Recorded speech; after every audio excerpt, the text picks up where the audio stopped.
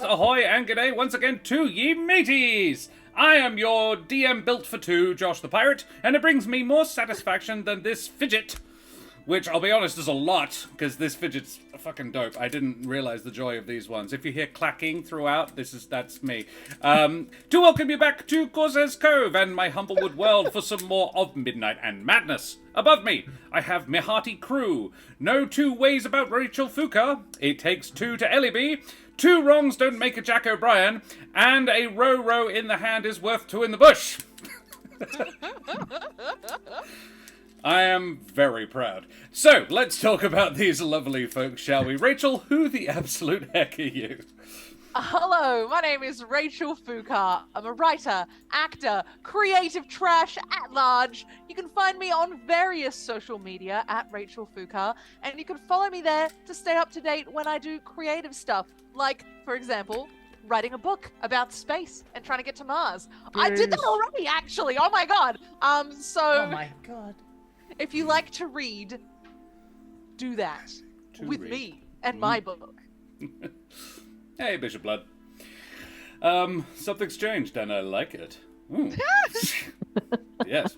Nope. Ain't no way. Alrighty, Ellie B, who the heck are you? Hey, I'm Ellie B. Former serial lurker of D&D streams. I decided, let's give it a go myself. So I'm here now. I live here now. This is where I am constantly. And I play the lovely Ezmerelda Davoneer, who is an artificer Jabine. That is true. Excellent. Jack, who the heck are you? G'day everybody, my name is Jack O'Brien and I am an actor, writer and game master for hire. You can find me at www.dungeonmasterforhire.com.au or on all the socials and on my website as Jack Squarepeg and jackobriononline.com respectively. You'll also find very soon that we are working together, Ro and I, and some other folks, on some Western-themed Call of Cthulhu shenanigans. And it also has Rachel's partner, Dan. So that will be all up on YouTube, on youtube.com/JackSquarepeg. And they will be an hour to 90-minute bites of Pulp Cthulhu weirdness. So expect zombies, expect rootin' tootin' gunslinging, and expect weird science devices like ear trumpets that might actually be able to make phone calls years before that's allowed to happen. Hells yeah. All of that and more. I'm very excited. Amazing.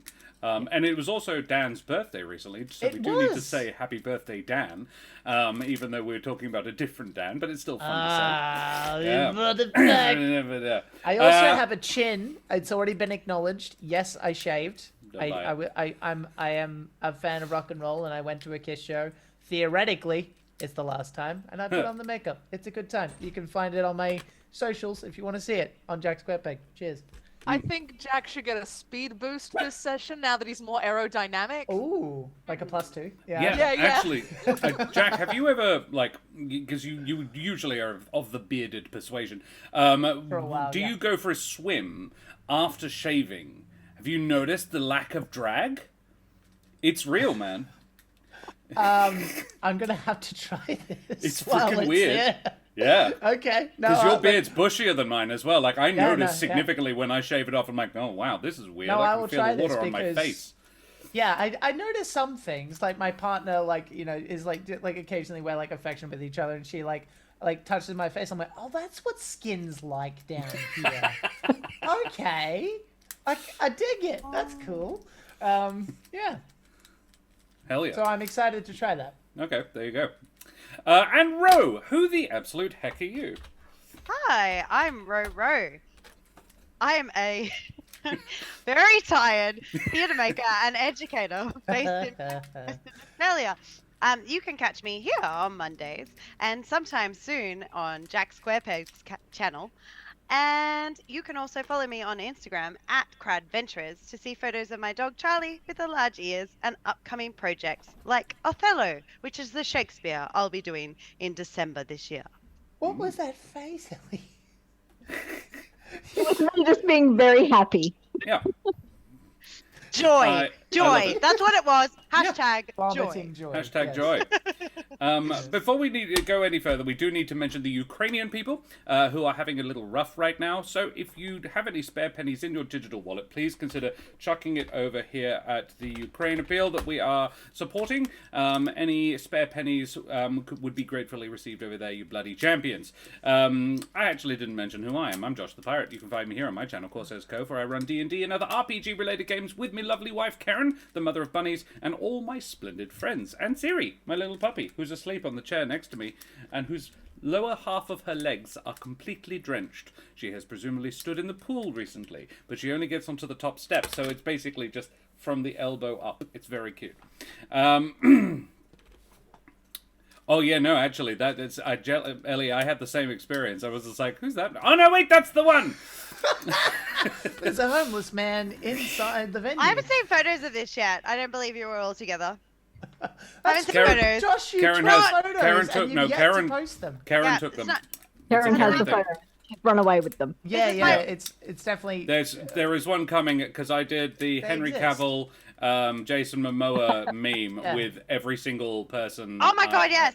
Yeah. which Dan requested that like I specifically do because I guess I had the vibe. Oh, yeah. And I found that comment after I did it. I'm like, already there, bruv. All good. Yeah, way ahead of you. Yes. Alrighty, cool. What else do we need to talk about? We have to mention charming, delightful, and possibly even lovely audience should please like, follow, and subscribe to all the things, you bloody champions.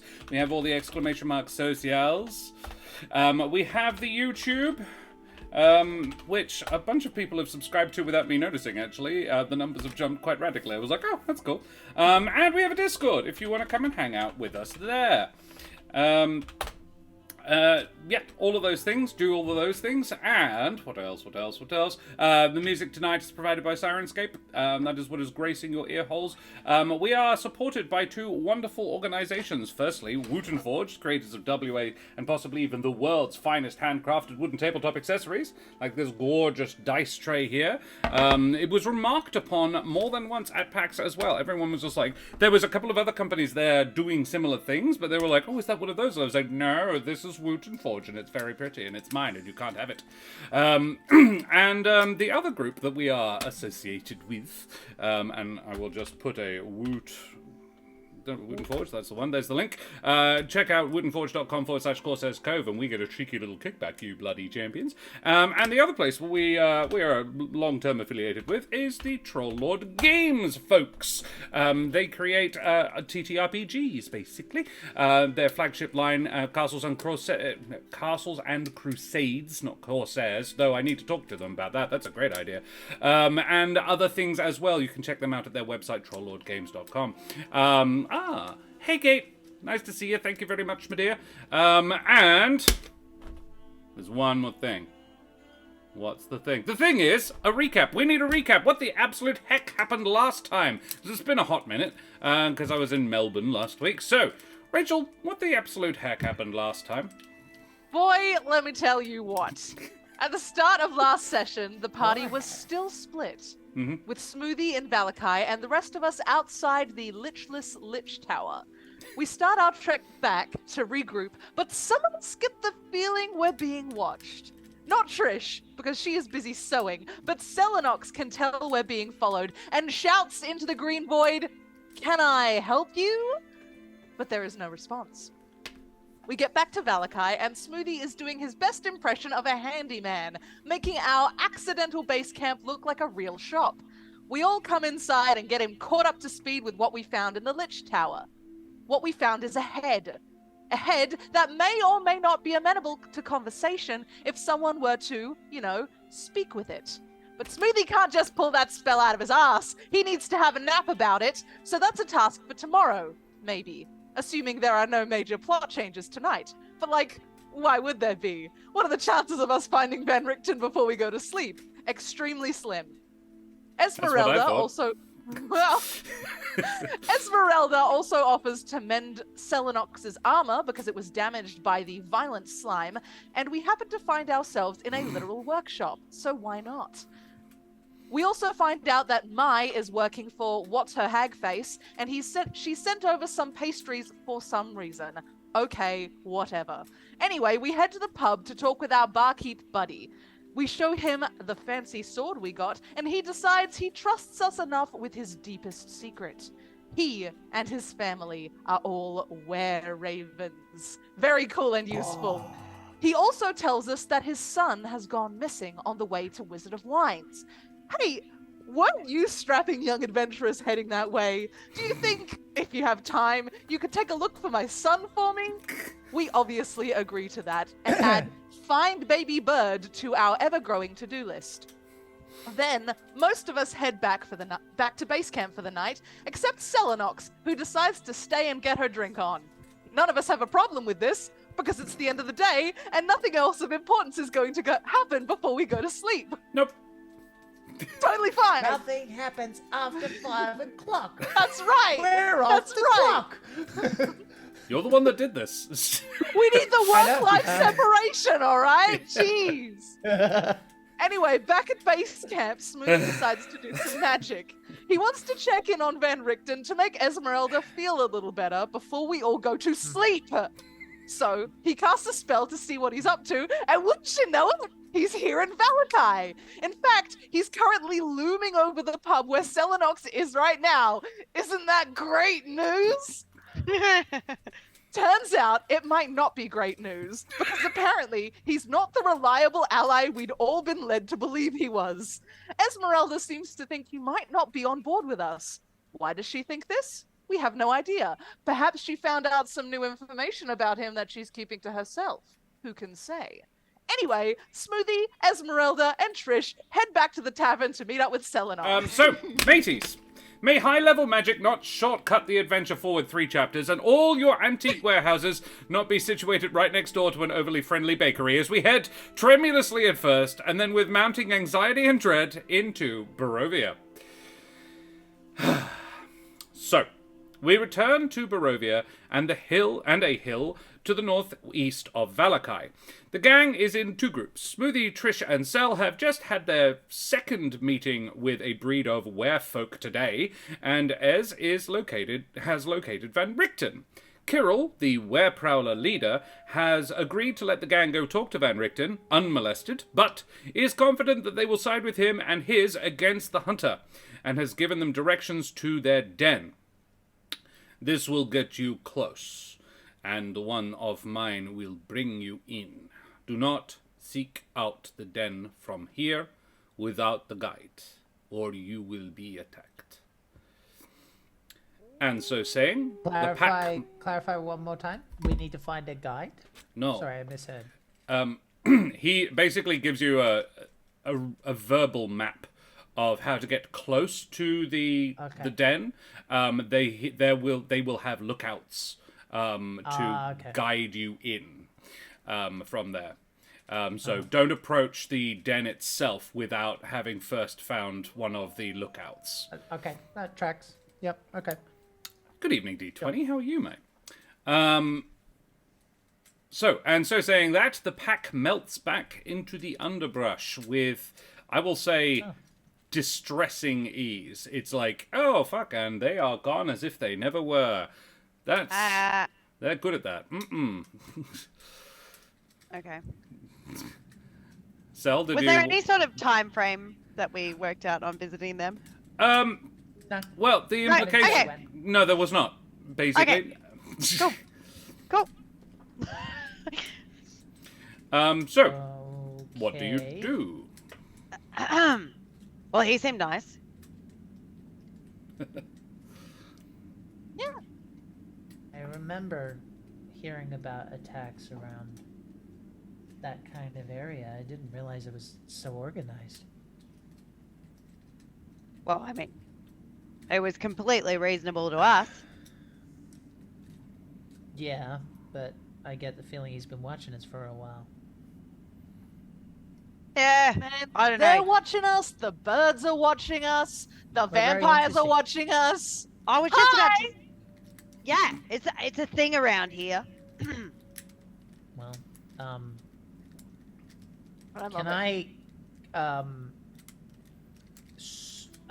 I imagine I sort of know the direction, so to speak. So I'm going to start walking in the direction of where I think Ezmerelda is, and I'm going to turn my satellite dishes towards the conversation. And if it seems like they're still having a moment, then I'll just kind of put my hand up to kind of let her have her space, sort of thing. No, Ezmerelda and Van Richten's conversation took about the same amount of time as your conversation with Kirill, so, let us say that you would get to within easy distance of Ezmerelda around about the time Ezmerelda declined to hug Van Richten. Okay, fine.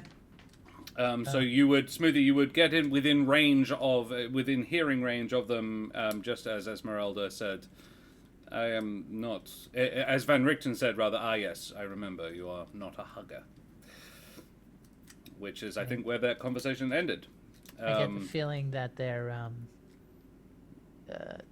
I'm picking up that they're at least being cordial. Maybe we should just go in, and I'll just walk through. All right. Yeah.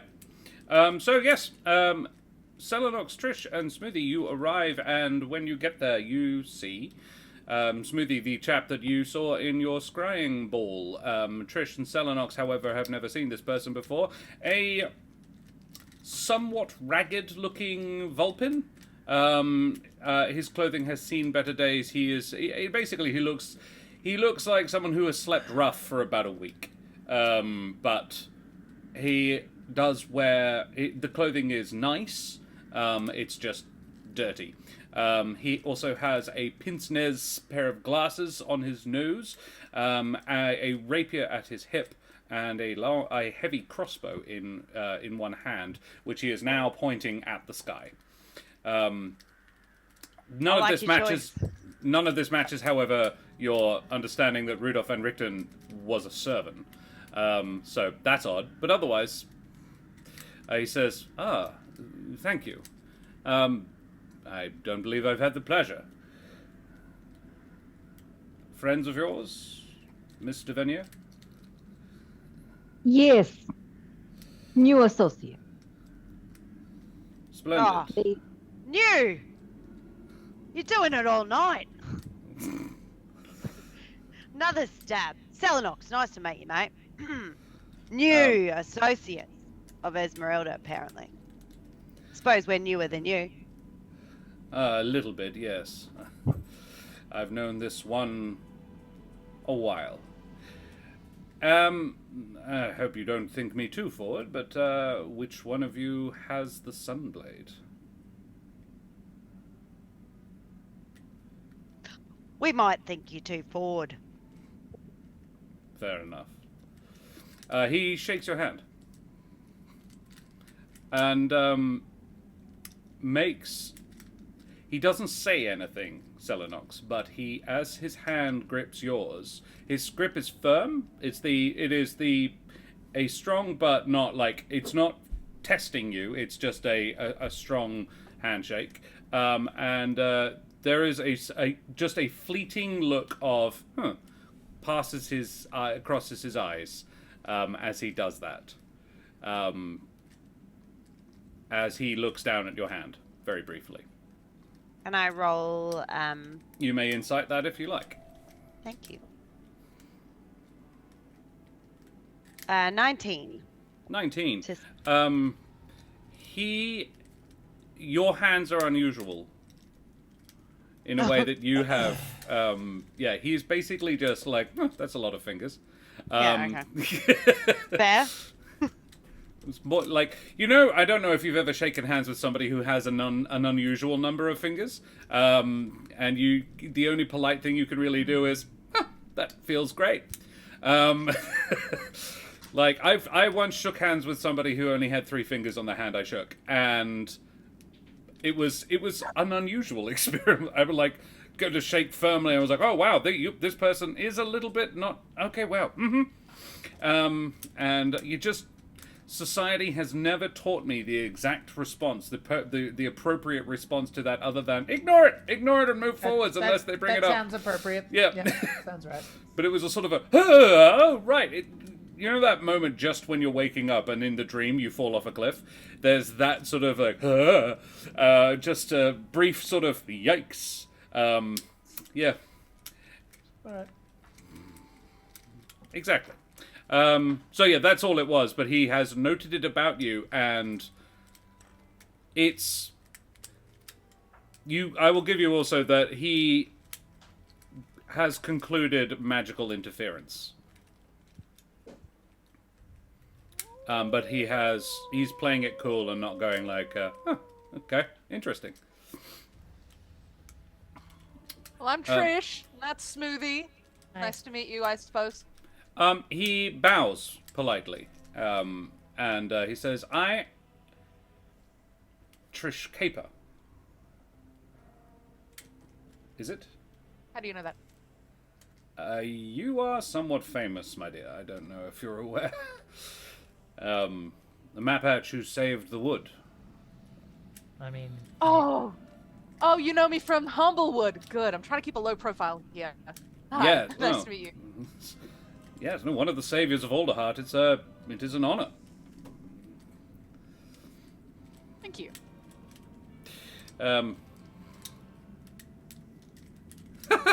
Geez, sorry for being disgusting, Josh. Didn't mean to upset your British sensibilities. What about having too many fingers? Yeah. He says, then word to the wise.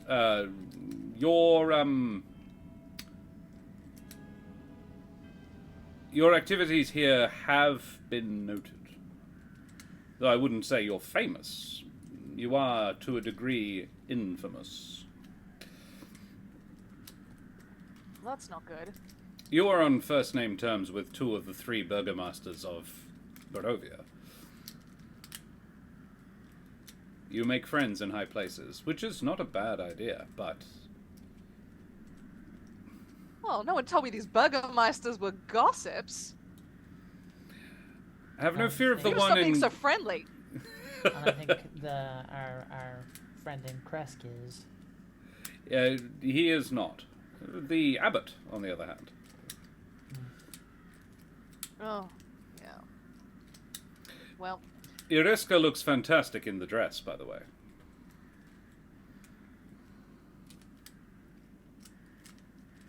Called it.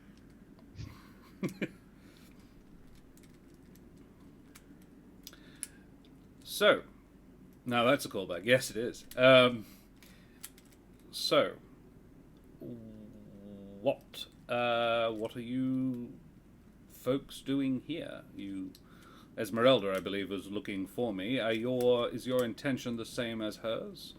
Do you seek to overthrow he that is Strahd? Would you welcome an ally in that? Can I suggest we take this conversation somewhere that's not the side of the woods? If you like. Do you have a place that it is more likely that, less likely that we will be overheard than the middle of nowhere? I wouldn't be so sure about not being overheard around here. Anyway, home or the pub? definitely not the pub. Aw. I left a nice friend there. Sorry. All right, fine.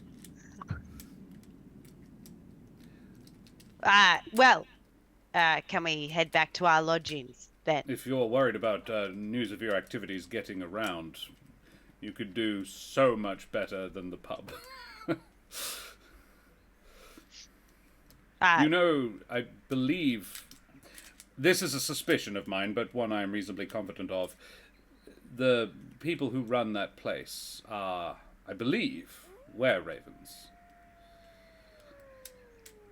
And if so, they have an intelligence-gathering apparatus second to none in Barovia.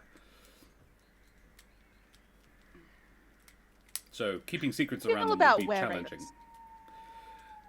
Well, of all the species of were-creatures, they are the ones most resistant to the curse of Strahd.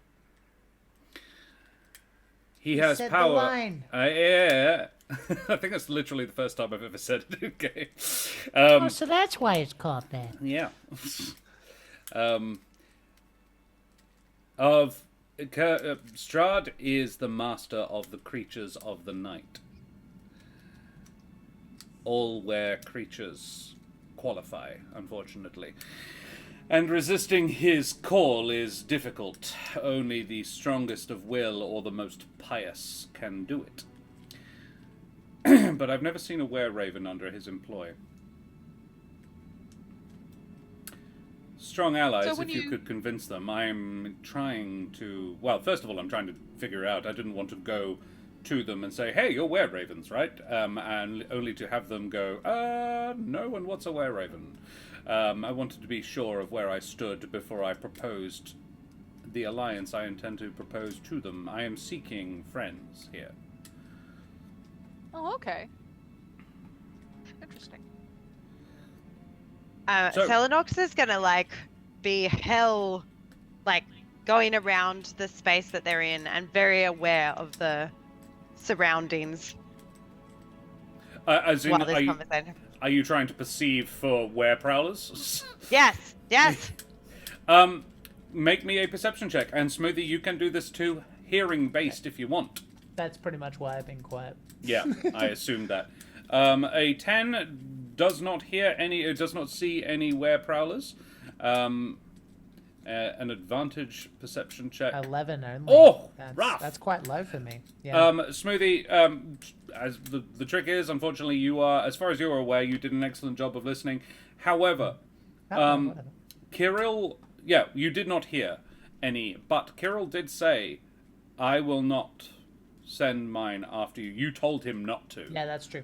And he said he has no reason to break his word on that. So he gave you his word that he wouldn't track you or send his people after you. And this would appear to match what he said. Can I actually do something in addition? Mm-hmm. When we're talking about having this man in the place where Ezmerelda is going to sleep, does Ezmerelda, this is more of a question for Ellie B, does Ezmerelda look comfortable with that? I can roll an insight check if you like, Ez, but your call. At this point, I don't think she's uncomfortable because, again, she probably wasn't going to sleep at that point because she was going to be working on the armor anyway. Okay, well, if we're gonna go, let's go. He says, well, my place or yours? Where are you? My caravan is toward the center of town. Well, a little outside the center of town. Let's Ezmerelda, you know go that to yours. he has a similar cart to yours, though not quite as tricked out. Does your place have whiskey? It does. Yours then. I haven't played host in a while. This will be fun. All right. So that you know, I am here in disguise, as it were. My persona here is I am a ringmaster for a traveling circus seeking performers. I've had a few auditions. There's a couple of quite gifted jugglers in Valakai. And the toy maker has some odd ideas about clown work. You But- clearly have not seen Celinox dance yet. Ah! I knew you were just joking earlier. Ez. So, yes, just heads up, as it were. And he leads you back to town, or goes with you back to town. He takes you to a cart that has, there is a little sort of park, no more than sort of half a dozen trees and a spot of grass, actually, but he has parked his carriage there, and there is a small circus tent set up next to it. It is, however, entirely not. It's empty. But the doors are like the milk your clown or else. I don't like that. Hey, Mooncloud. And yeah, the door flap is closed, but were you to open it, you would see it is empty inside. The carriage is similar to Ezmerelda's. It is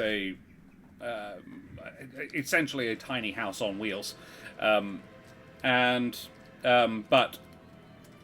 He's made a couple of modifications since you last saw it, Ezmerelda. There is also... Actually, no. This would be a perception check for Ezmerelda. I mean, the rest of you can do it too, but Ezmerelda would know what to look for. And it's sight. If that matters to anybody. It's a 10. I'd love to perceive. Rachel does love to perceive. Oh, yeah, I do. 27. Hell yeah. All right. Someone else can say it. Ezmerelda, you just aren't approaching from the correct direction to notice this. However, Trish, there are some big scratches down one side. Claw marks. And one of the wheels is a little damaged. Not to the point where it wouldn't work, but your scrounge crafting abilities sort of tingle as you look at it going like, oh, I could fix that. Oh, but it needs fixing. That sort of thing. Based on, like, the size, can I sort of get an idea what creature might have made it? It definitely not specifically what creature, but definitely a larger beast. Definitely something at least size class medium or bigger. And what size class were the prowlers again? Medium or bigger. Okay. A traditional prowler would be large, but the lesser prowlers that you saw here are mediums. Interesting. Yeah. That's basically what you get. And you could not, all five of you, get inside it comfortably. It'd be like a clown car, amusingly enough. However, he does go into the front, reach in behind, and pulls out 3 fold-down chairs. Hands them sort of out to you. Whoever basically just sort of puts it behind himself to whoever's nearby to get it, to pick it, and then sits down on the step itself, on like the steps up into it itself. He kind of acknowledges that he has only handed out 3 chairs. He's like, I'm sorry, I only have 3. The 4th was sadly obliged to be left behind in something of a hurry. I've yet to bother replacing it. However, he does sort of reach in and grab a dark brown glass bottle, which he chucks to Celinox. It is half full, and when you crack it open, it is a Bracken Mill Reserve whiskey. Whoa! I don't need a chair. Thanks, mate.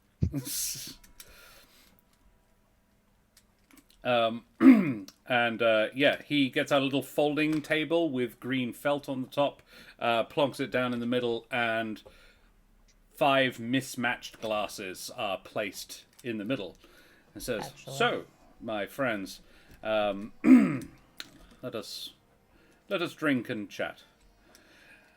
All of the hospitality now. Well, I want to make a good first impression when I can. I guess I'll pour for everyone.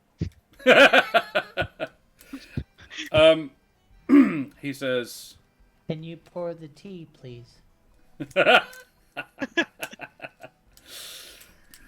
he doesn't laugh. Josh is laughing.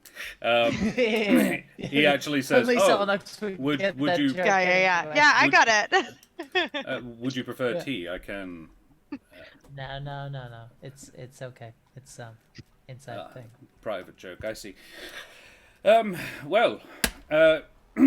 He raises his glass and says, to your very good healths. May it last long and well. And he drinks. just in case anybody was like, and now you all die. Celinox had totally already taken a sip before that. Yeah. Ez was waiting for him to yeah. Like, I mean, that would be the smart thing to do, but let's be honest. No, she the was smart already thing would- half cut. The smart thing to do would be to put some poison in the glasses, sort of spread around the inside of the glasses, and just know which one isn't poisoned. But Let's hope not. well, I hope not. Bribed the architects.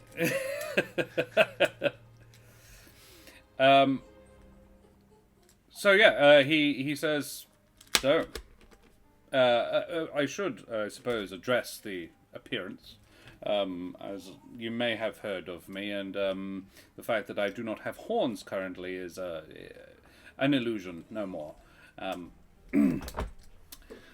However, I don't want to sort of break my cover, as it were. But normally, I am a servant. Mm-hmm. Just sort of full disclosure. So, to my earlier question, you seek to defeat Strahd?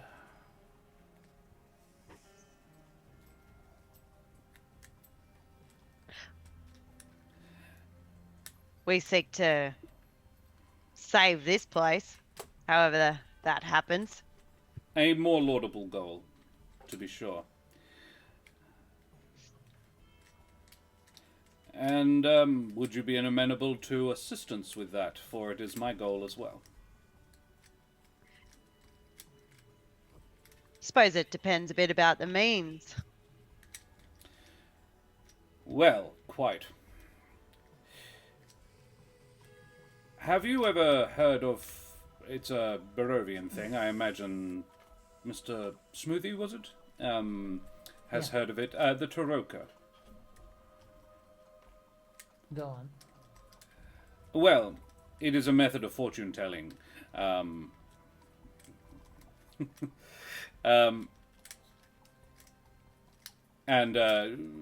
Consulting the Toroka will... I once consulted it, my own self. It warned me against going against Strahd alone. And the prophecy I was given stated I would need several artifacts. He is no mean vampire. I have slain many in my time, as Ezmerelda can attest. She's no slouch at it herself. Indeed, if you have survived this long in Barovia, I wouldn't be at all surprised if you've faced one or two your own selves. So, you know they're no pushover, and he is the king of all of them. Quite possibly, he is the first. So, several magical items, one of which is the Sunblade. That's why I'm interested in it. I don't And need what to know else? who has it or where it is, just that it is safe. But if I am to succeed in defeating him, I would, if not have the blade itself, then the person who has it would be useful. What else did your reading suggest you get? An ally that can get close to him. A Vistani. One who is technically a follower of his, but will betray him. Though I don't have a name. There is another artifact as well. That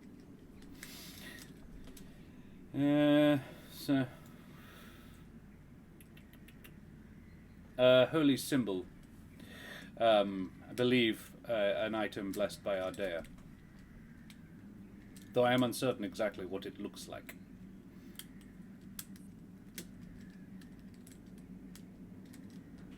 well, we also had a reading done, and there seems to be a fair bit of overlap. So I guess those readings are no joke. It is Interesting that Strahd himself is a strong follower and practitioner of the Taroka. Unfortunately, my reading did not give me very much in the way of where to find them, so that you have is good.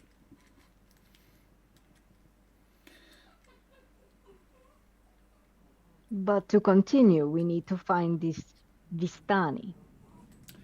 Yes.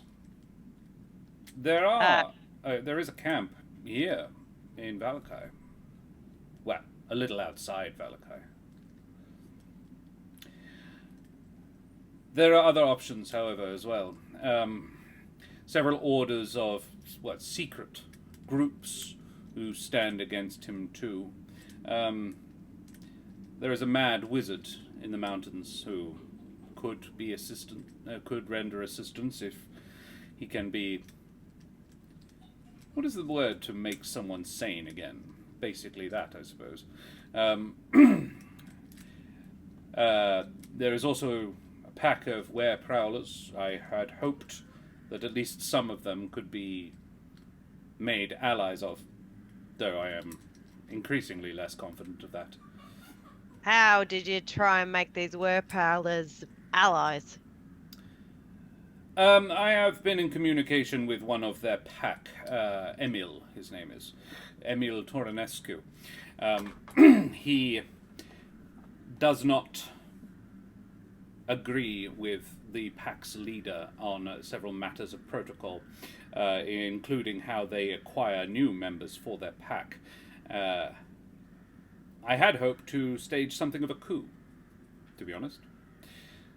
How do they acquire new members for their pack? They steal children. Bite them when they're young and raise them.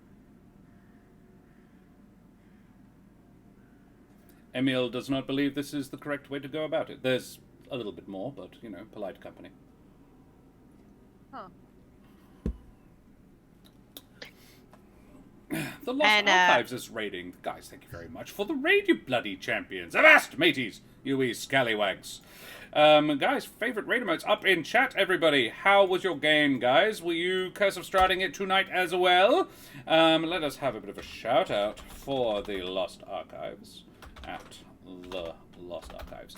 Guys, thank you so much for joining us. We are having a lovely conversation with the marvellous Rudolph van Richten. In this world, a servant man, but currently in disguise as a Vulpin, or a fox folk. We are sitting at his camp, at his little caravan.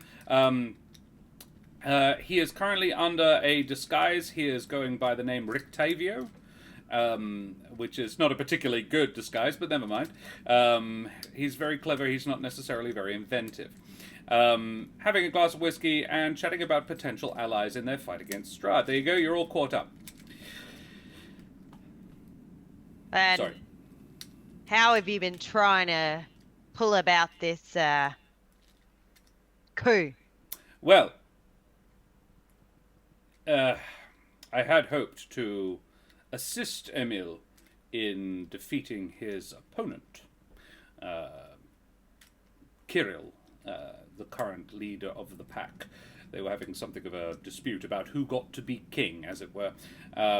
If I could engineer that Emil was in charge, then firstly I would do a lot of good, and secondly maybe convince at least Emil, if nobody else, to assist me. He and his mate would certainly have backed me and might have joined me in my quest. They don't like their people being under the thumb of Strahd any more than anybody else does here. And were-prowlers are strong, dangerous creatures. I've had more than a couple of run-ins with this pack. I had, however, given up a little bit. I haven't heard from Emil in a while, and I mean, honestly, it's actually how I came to be back here in the first place. I was hunting them. A dozen or so children were kidnapped from a little hamlet outside of the wood. However, it's been nearly 2 weeks, so I had sort of given up. Regrettable, but About how big is this pack? I am actually not 100% certain. It has grown slower than I would have expected given their means of recruitment, but at least a dozen. Right. Are you 100% that they're taking the children?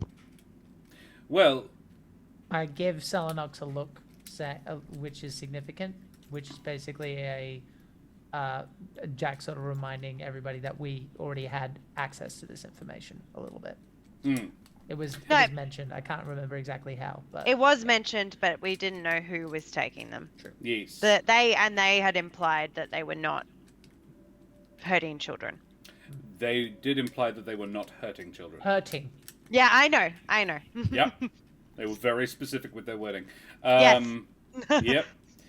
It is, yes, a little hamlet named Liam's Hold has almost no children in it at all now. Where once it had quite prowlers. a busy school. A dozen prowlers. At least 2 of them on our side. That's 10 to 7. Those are good odds. They also have, some of the pack are were-prowlers. Some are not. Some are just prowlers. They see little difference. They count all as the same, even the ones that cannot turn into human humble folk or bird folk form. Emil is a strig. Actually, sorry, no, Emil is a Mapatch. Kirill a Vulcan. But there are all sorts among the pack.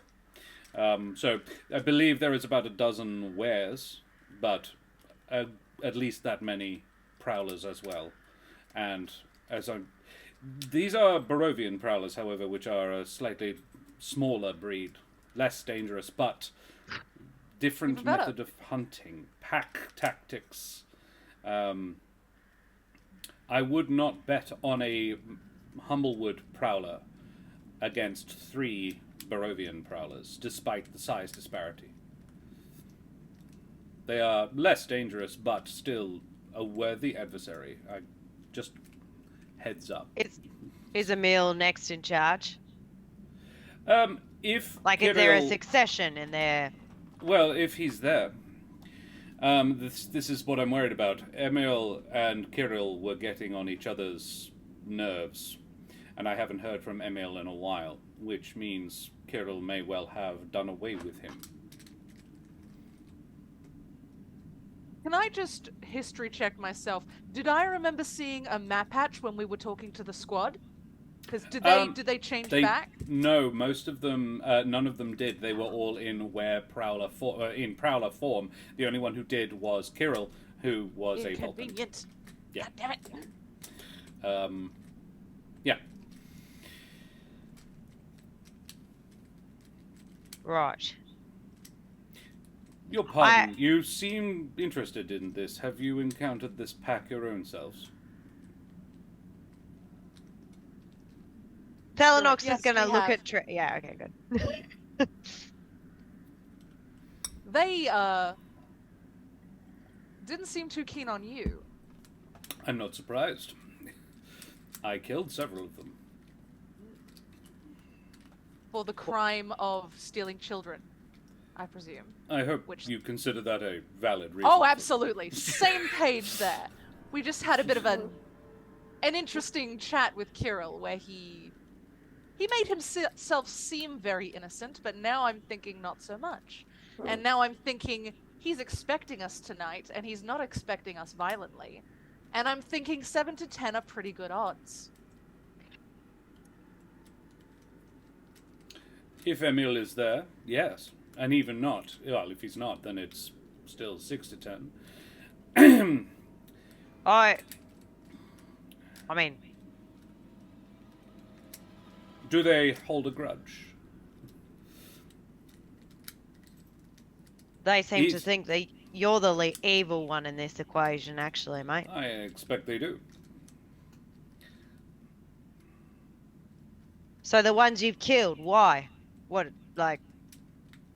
did they attack you? Well, they did, yes, but because I was trying to retrieve the children. I tracked the I pack noticed- down on my cart. It was sort of a running battle. They're very quick. And they were fleeing from me. I employed magic. Otherwise, I would not have attempted it. I don't believe I had the entire pack either, but they split up. Half took the children, the other half turned and tried to deal with me. It was unpleasant. And he actually lifts his shirt, and you can see a nasty gash on his stomach that has been bandaged and is healing. I noticed the damage to your cart. Yes, I need to get that looked at. Actually, well, no. He looks at Ezmerelda but doesn't say. Oh, no. I'll add it to the list. No, I shouldn't. It was rude of me to even think it. I can do it myself. It's not impairing function yet. Ezmerelda, it is. Just that character. Well, yes, and ladies love it.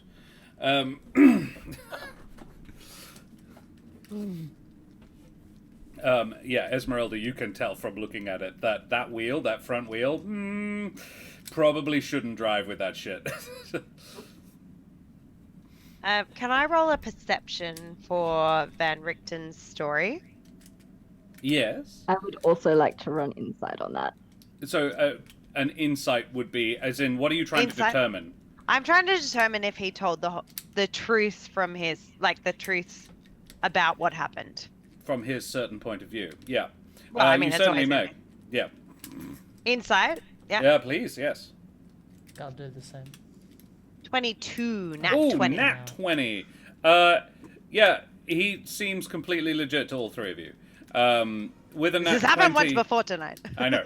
But with a nat 20, Celinox, he isn't telling you everything. But as far as the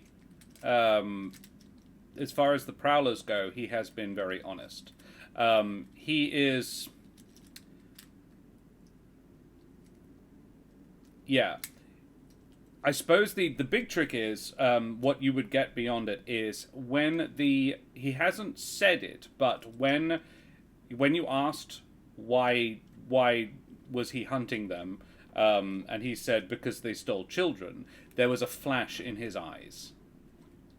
A very passionate, you do not get to steal kids. No one who steals kids deals well with Van Richten. Right. And I don't know if Ezmerelda has shared her history with the man, but yeah, that tracks.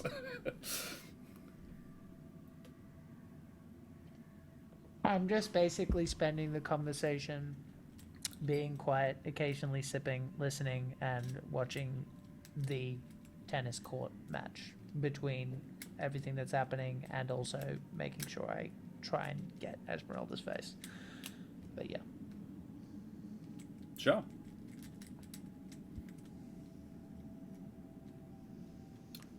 Before we go You say that... fighting your battles, Yes. I mean, I wasn't going to go pick that fight. I don't actually know where the den is. And I'm sort of here for other reasons. As I say, it's been 2 weeks. My hopes of finding the children alive are, well, not turned into werewolves, or were-prowlers is, fortunately not werewolves, gosh, that would be awful, is low, and not on the priority list right now. But if you think, if you're up for it, I am keen to help, and maybe we can find Emil, or at least his wife. If we go in together, you follow our lead. If I go in, they'll attack you. Guaranteed. Nah, not the way we're going in. Which way are you going in? The same way we went into speaking with you, as potential allies. Certainly, but if I'm with you, that's no alliance they'll make. Oh, you're not going in like this, mate. Oh. I believe they would like to present you as present. It's been a long time since I was bait. Interesting. And then we jump them? Yeah. You're Okay. only coming with us if you're following our lead. If we can work it out with words, we work it out with words. Kirill seemed like an alright guy to me. Otherwise, we'll go, have a chat, let you know if we need backup. I'm on board with being bait, interestingly. It's been a hot minute, but I'm sure I can remember how the angry, how to be about it. I am just curious. You sound like you're willing to hear Kirill out. What about? You've spoken to the man. And what did he tell you?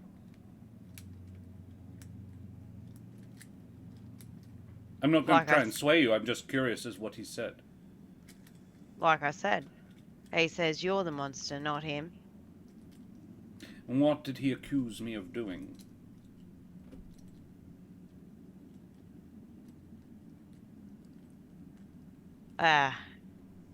Going to town on his pack. I don't deny it. No, I hear it. But from his side, it seems a bit more uncalled for than from your side. Well, it would, wouldn't it?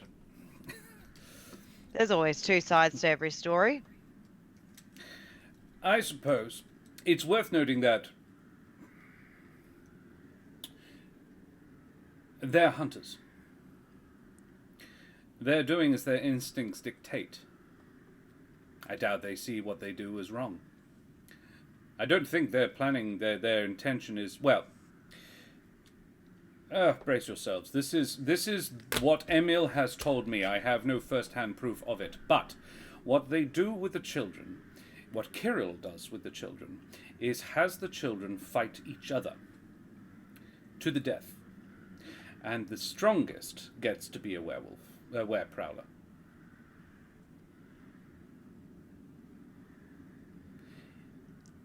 The purity and strength of the pack. I mean, Kirill seemed pretty clear on he didn't hurt children. He didn't if the children were hurting each other. If it's all the same, if we've got a potential plan, is it alright if we have a discussion by ourselves for a moment? Of course. Is there any particular reason to do this evening? I just really feel confirm. like it. Look, I'm up for it if you are. I mean, personally, I'd be happy to have 2 more drinks and hit the sack, but if we want to do it tonight, I'm always there. Trish, you do have another day. It's not like you have until sundown tomorrow, I think, is when you really need to start worrying. You're not like, it's not a pressing matter tonight, I don't think. I think it's tonight. Oh, okay.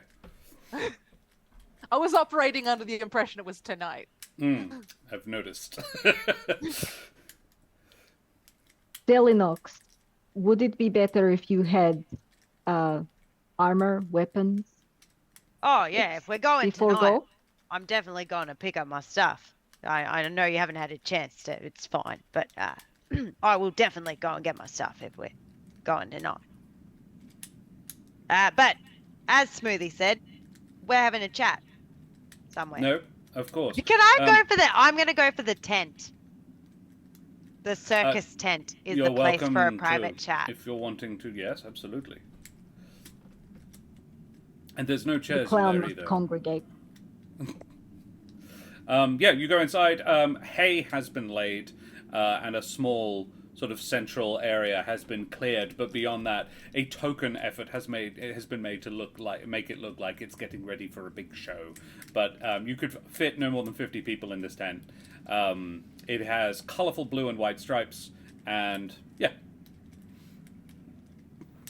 Right, He thoughts? goes into the carriage and starts bustling around. So Smoothie, you can hear him making noise. In fact, it almost sounds like he is deliberately being loud so that you can hear where he is.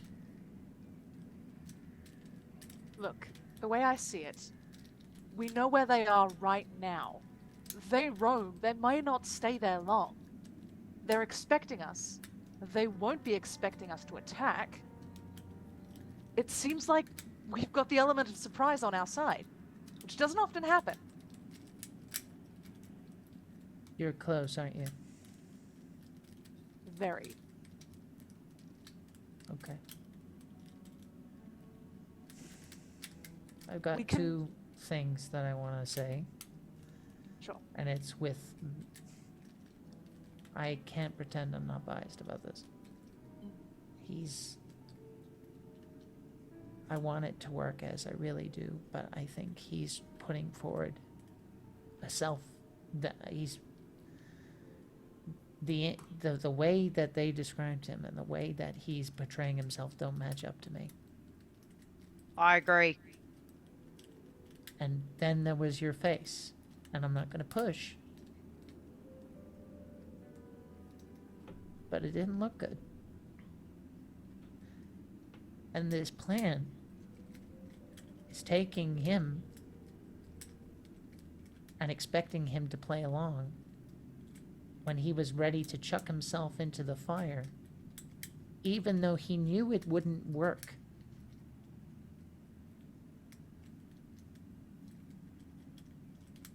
The second reason is that,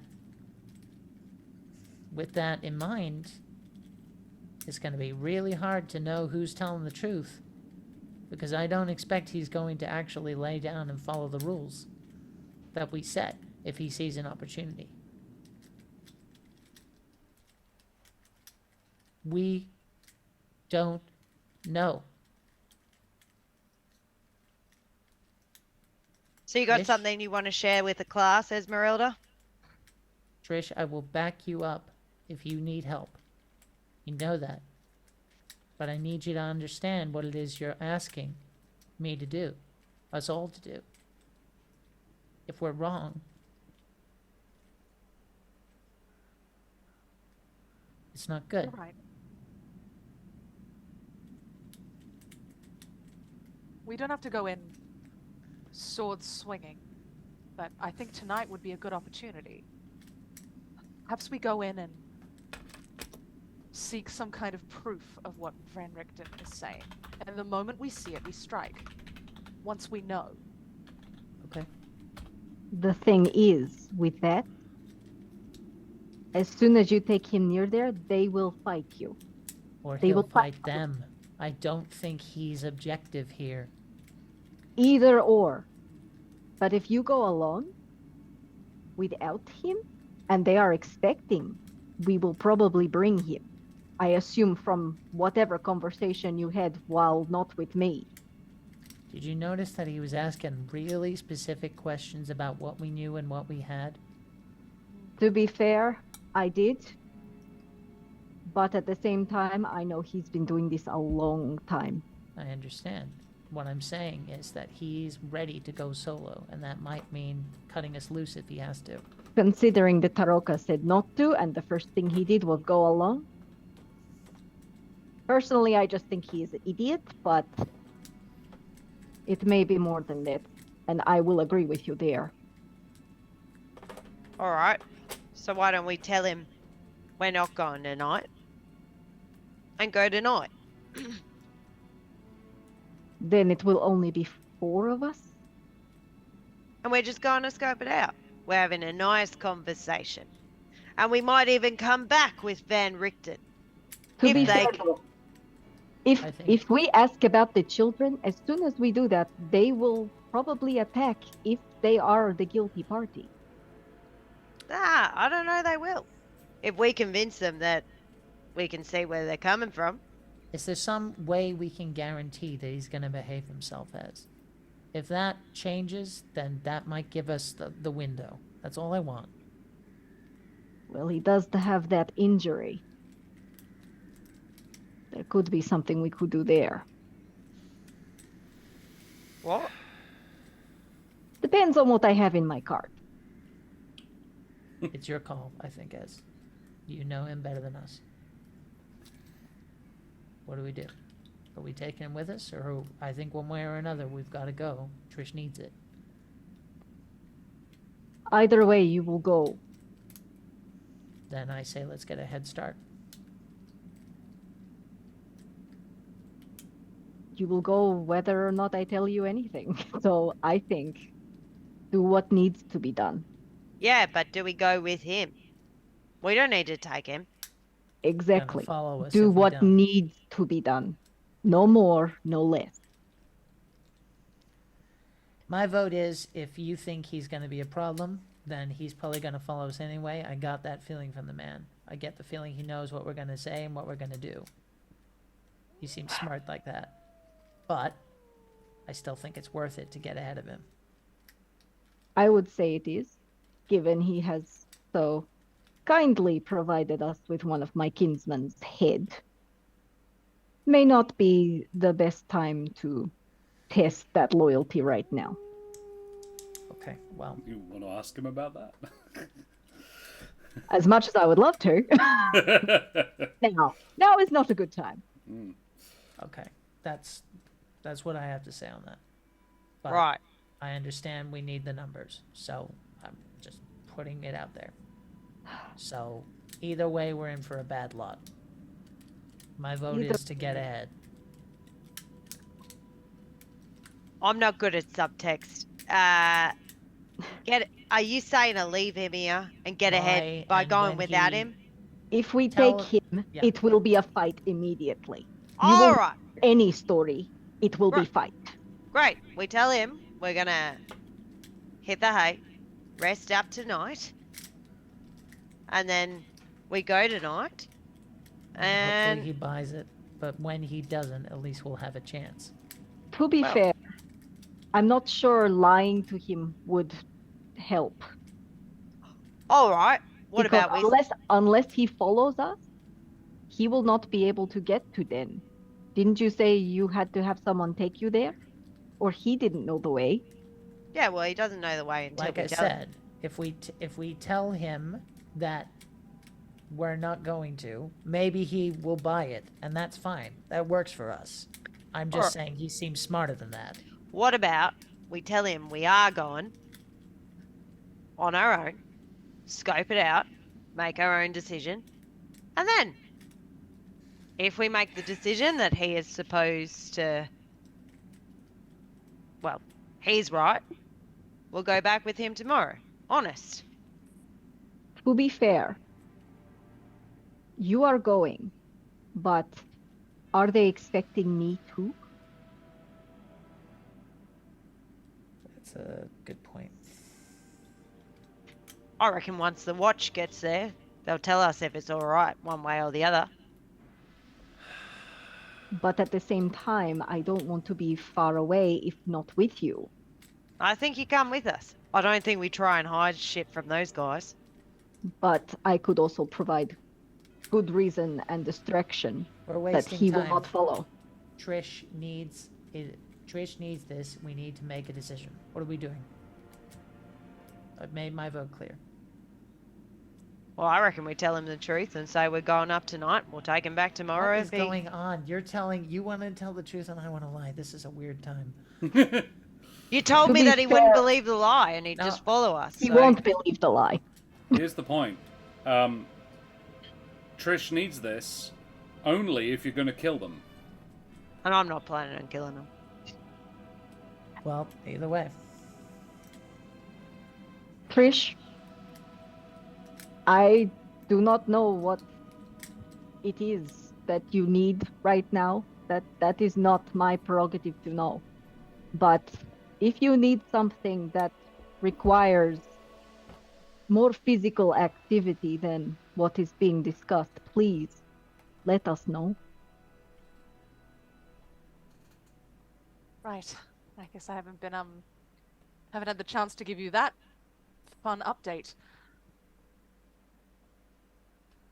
We all have secrets. I do not need to know. It is fine. I just need to know if we need to do more than what we are proposing to do. I think, either way, Trish, if we go up there, we scope it out, one way or the other. Up there, you get what you need. And if not, well, Vote for telling him a lie. Hands up. we come back and you get what you need. 2 for 2. That's helpful. Oh, There. I don't mind. You can lie to him if you want. I just think he'll follow you. Well, from what you said, I thought he'd follow you, but whatever. Lie it is. Cool. I don't. As. I'm Fair sure- enough. Okay. So, the plan is to tell Van Richten that you're going to have a sleep and go up with him tomorrow. All of which need not actually be a lie. It could be true, actually. Yeah. And then you go up tonight, come back, have a sleep, and go back up with him tomorrow. So Exactly. you just omit one of your activities. However, this is still deceit. So you are going out, going to tell him, presumably. He says, what do you tell think? Is it, would it pass, do you suppose? I've never actually been a ringmaster for a circus, so... I mean, I'd see a show there. More color than I remember you with. Well, Rictavio is very skilled. I'm not, but... So what's the plan? I think we all need a good night's sleep. I don't disagree with you there. Yes.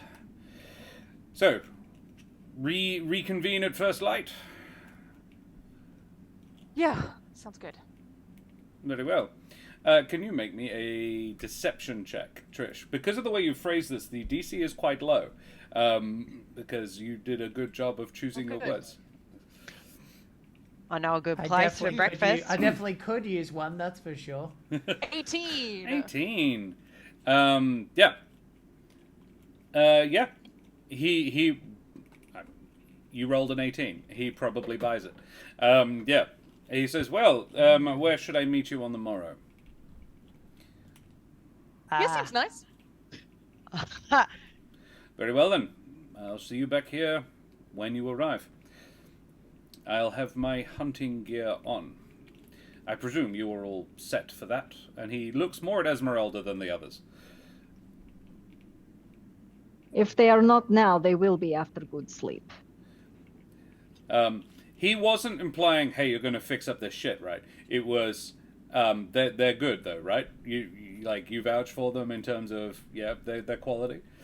Yeah, cool. Alrighty, well, splendid. Well, a pleasant evening to you all. I am going to close my eyes for a few hours. Sleep well. Good night. And you leave him packing up the little chairs and tables. And you head off. And I think we'll have a little breaklet there. Jack, and be back. as Josh hurriedly preps. No. He was Well, ready. He You was are- ready. I was ready for this. I knew exactly. Yeah. This is exactly what I thought you would do. I like it. I really liked the idea of using him as bait. That was not what I thought you would do. I'm saddened that It's you're a not doing really it. good idea. It's just the guy's insane. Oh. I adore this. So, yeah, we will go and have a short little break. Like, hey, Trollord Games, how are you guys? And be back at 5 to 10. So, say goodbye, everybody. Goodbye, Goodbye, everybody. everybody. Goodbye.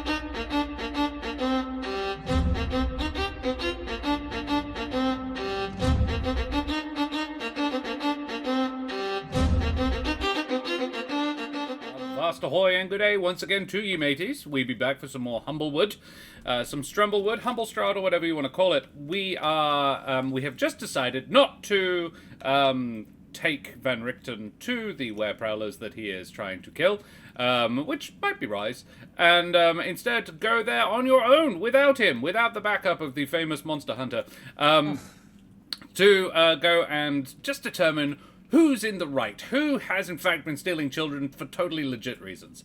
So, you basically, I'm going to time skip a little bit here. You go, yes? we're gonna go past the house so I can pick Yep. up my armor, Yep. my sword. Yep. So you go back, Please. get all your gear, make every appearance of going back home to have a sleep, which is only like 2 streets away from where he was. So it's not a particularly long walk, 5 minutes tops sort of thing. During which it'd be relatively easy to determine that you are not being followed. Because it's quite broad streets and it's late at night, so there's no one around. Valakai shuts down pretty much after about 11 o'clock at night. It's not a curfew exactly, but everybody sort of observes one anyway. It's sort of like there are bad things in the dark. So, yeah, you are the only people in the streets. Yes, it's Trish. Accurate. When Celinox puts on her armor, she does like a bit of a she puts her face in water and stuff again, and I'm gonna do second wind to get back some of my health, please, because I haven't. Oh, sure. How hurt are you? 20. Well, yeah. Well, Let me know. I mean, after this, I won't be that hurt. Hopefully, I'm 25 down at the moment. Okay, well, if we've got time, maybe a short rest is a good idea, so that way... Do we have time? If Celinox is still injured from the fight at the tower, then it's only been 2 days. Because the tower was the day after the windmill. Oh, are you talking to Trish about her curse? I'm sort of just talking generally. It's kind of relevant to both of you because if Celinox wanted to have a long rest, she could, without Trish's curse being a problem. If you're confident that you're going to do some murdering tomorrow. I don't think I killed anything sentient in the tower, though. I think No, my you did last not. kill was the hag. No. So yeah, day 1 was that you killed the hag, and then you had a full day, and at the end of which you did you had the full day, and then the following morning you met. So the morning of day 2, you met Ezmerelda, and did the tower that day, and this is the night time of that day. If we have time, I'm happy to do a short rest, but I'm also happy to go with storyline, and Celinox is just like a bit drunk and shakes it off and Easy. play second wind. You can definitely let's do that. I think that's cooler for the narrative. Yeah, cool. So yeah, you do second wind to sort of buff your hit points a little bit.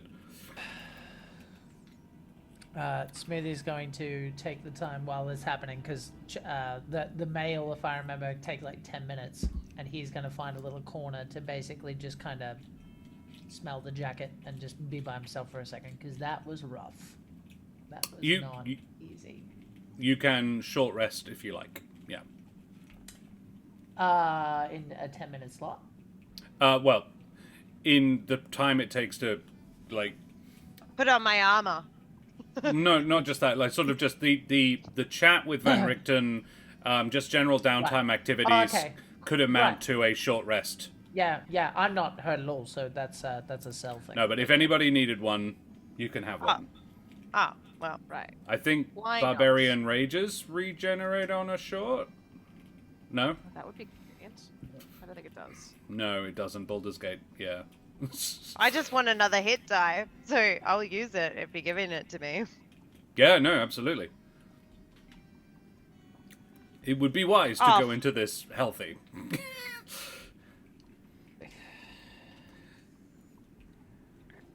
Yeah, you can roll as many as you like.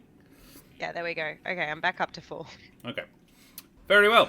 And I think the short rest does recharge Second wind, it does. Yeah. And action surge. So so everybody feels a little bit better. Smoothie takes 10 minutes in the corner with his jacket, and nobody comments on it.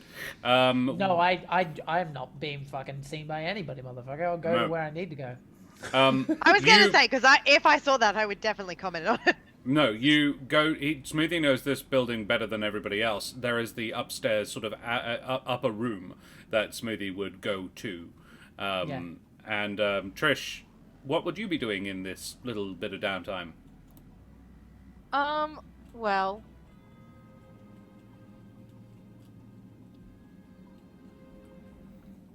Working on your sewing? maybe. Yeah. Yeah, have a snack, do some of my sewing, and just try and think about what I'm about to do and try and be in the right headspace to murder. Okay. And Ezmerelda, what are you doing? Well, since everything else is pretty much done, I guess she's just suiting up. Cool. Yep. Getting in full hunter gear and mode. Now, that's an interesting point. Hey, Dak, by the way. Are you going in full hunter mode? Or is this just reconnaissance? Given what everyone else wants, she'll be thinking just reconnaissance for now, but she's gonna have things on her. Right. Just in case things go south. So because, prepared for a fight, but not looking for one. yeah. Very well. Cool. I mean, that makes sense. I love the idea of Smoothie hanging from the rafters upside down, actually. That's great. That's how he sleeps. Yeah. So, when he That's can, cool. anyway. Love it. So, you head out to the spot where you were told to by Kirill to go and check out this den and see all the horrors that Van Richten has inflicted upon these people.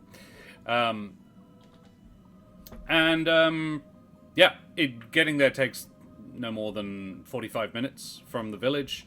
It's probably a couple of kilometers to the spot where you were told to go. Can you all make me perception checks, please? I imagine you're keeping an eyes and ears on a swivel on your way out there. Yeah. I'm going to add one thing really quickly, which is I'll say to Ezmerelda, since they're not expecting her, one way we could go about this is if we know we're heading for the den, if Ezmerelda is confident in her sneaking ability, she could go around and try and find Emil while we're doing the official stuff. Because I get the feeling once we mention Emil, things are going to go poorly. But that's just one idea. But anyway, perception check. We'll talk about it. 23. Nice. 20. 20. 18. 18. Ezmerelda, you are a little bit more practiced at spotting forest prowlers than the others, apparently. You spot a decent-sized forest prowler. No, it is quite a young forest prowler in a tree. Like adult, but not full growth adult. But yeah, full size, but not like stocky, like the difference between a full grown lion in their prime and one that is like, yeah, I've got all the bone structure, but I haven't got 2 or 3 years of hunting experience yet. They are about 20 feet up in a tree, looking down at you silently. And yeah, the rest of you are looking around. Ez knows to look up. And yeah, you spot them. And what do you do? Anything? Say anything? I think we have company. And saying that, this prowler jumps down, lands lightly on the forest path in front of you, and as it sort of like lands, and then as it takes the hit of it on its paws because it's jumping 20 feet, and then as it sort of straightens up, it continues standing and morphs into a young Jerbine girl in clothing not dissimilar from Kirill's, quite tattered. It's like it seems like they just don't spend an awful lot of time in humanoid form, so their clothing is rarely relevant, so they rarely clean it or mend it. They don't see any need. But yes, she, you would guess late teens, or the Jerbine equivalent of, which is actually 4. But yeah, she is an adult technically. She smiles and says, "You accepted Kiro's offer." Hello. So much for the plan of Ezmerelda sneaking off. Oh well. We're expected, mate. Yes. I take you in. I am Annika. Good to meet you. And you. She takes you to the cave without any further... She says... she does say, "This one is new." Oh, she's one of us. Friend of ours. We know. We got her scent as well. Just... You understand the deal? No violence. Visit no violence on us, and no violence will be visited upon you.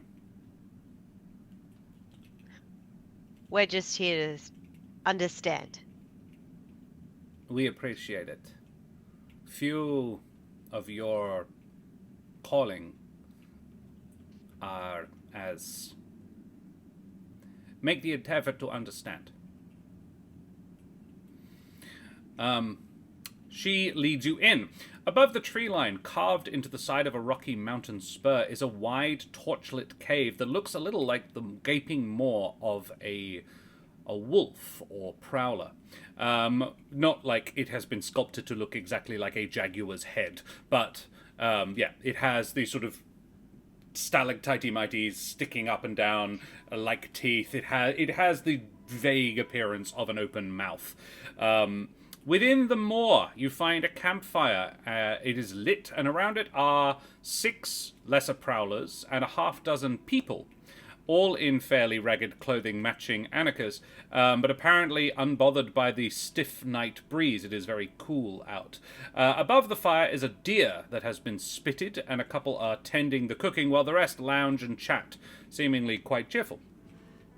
As you approach, one stands, and you recognize Kirill, the Vulpin man from before. "So, you have come. I trust your chat with the beast was informative?" Yeah. "And now you seek to learn of us, our side." You said that there were people that were harmed by Van Richten. "Yes. I will take you in, show you. If you wish to." That's why we're here. We want to understand both sides. Then let me introduce you to Skenis. Please, come. I show you my humble home. I'm not going to show the map on the stream, but I will. Actually, I could do that. No, I'm not going to. The screen is very, very small. So, I will just move the gang to the map on Roll20. Players. There you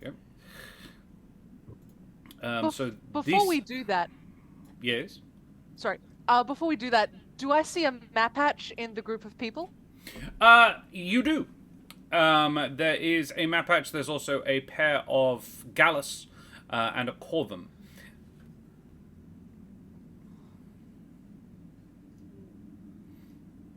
Okay. Okay. Is it a male map patch? It is a male map. Who seems like he could be number 2? Does he seem burly? Not especially. Okay. Quite wiry, quite slender, not a chunky boy. But he looks quite fast. He looks like he would be a dexterous chap. Okay. And he is lounging he is very laconic. He is, he just propped up against a, in fact, he is lying in the manner of a cat. You know how they sort of lie along the top of things with their paws crossed? He is sort of lying like that on a log. Despite the fact that he is in Mapatch form, he still has a lot of those, feline characteristics. As as we move further into the cave, I'm gonna say, in Mapatch, nice place you got here. I want to see if he understands me and if anyone else understands Mapatch, is what I'm trying to do. Yeah. He does respond. He responds in Mapatch. Yes, it has been a den for a while now. You go, see the damage the beast has wrought. I'm curious to hear what you think. I will. You would infer that Kirill probably understood that as well. Okay. I'm gonna cast Vigilant Blessing real quick. I think I would have done it before because I could have done it any time, but it's on Celinox. So the same second verse, same as the first row. Basically, if we get into a fight, you have advantage on initiative. Sweet. Thanks. Very well. So the cave mouth is Z1 on the map, and you are led up the main hall sort of thing. The cave proceeds in. It is about 30 feet wide. All the squares on the map are 10 feet. Further up the sloping mountainside... nope, not going to say that. You haven't seen that.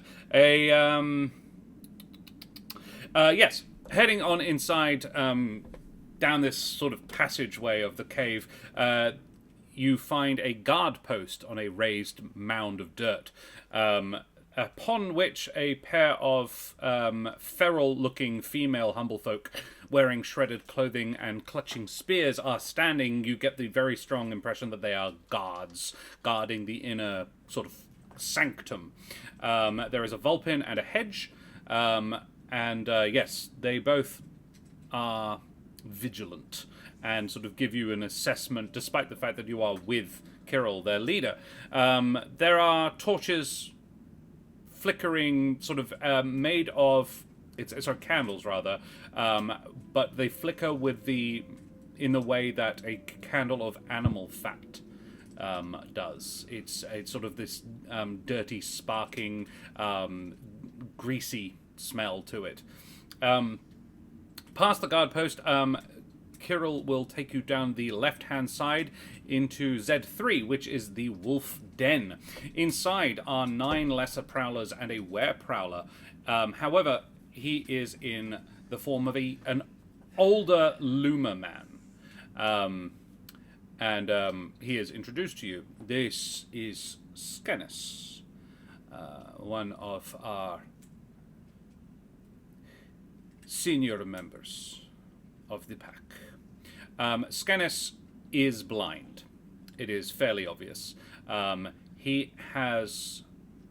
He's old, but that wouldn't be a major... I mean, only Ezmerelda would know this, but age is rarely an impediment to a were being. They tend to say strong regardless. He has... yes, there is a nasty burn across his eyes. And both are glassy and white. Several of the other prowlers in here are also injured. And Scanus says, I wondered who you brought to meet me, Kirill. I don't know their sense. Announce yourselves. I am no longer able to just take someone's appearance in. Hi. Well, I'm Smoothie, and this is Trish, Ezmerelda, and I'm Trish. Nice to meet you. Hello. A pleasure. You are friends to us? And he turns to Kirill, and Kirill grunts. That remains to be seen. But that is the point of this. What happened to your face? My eyes. I lost my sight to a spell. The last thing I ever saw was light. A bolt of brilliant sunlight right to the face. Not the worst thing to ever be the last thing you see, but It is inconvenient. This little treasure here, and he gestures to one of the prowlers next to him. Clara, her name is. And he pets her in the manner of one not so much, not a pet, more like the way a parent would stroke the hair of a child. Yes. Clara is missing her front left leg.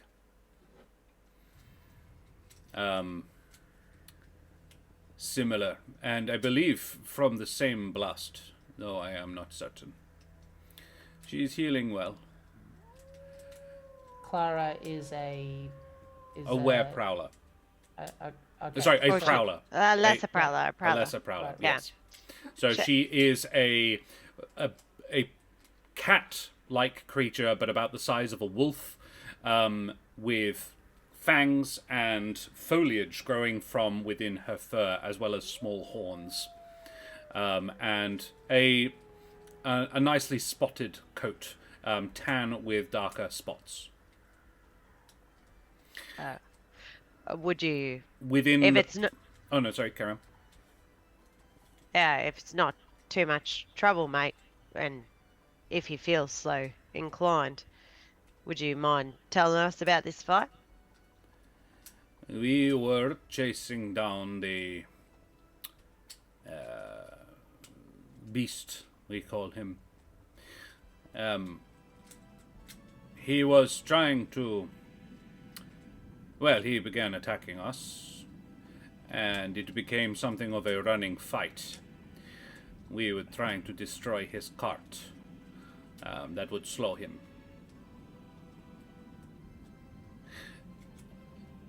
And then he unleashed all his magics.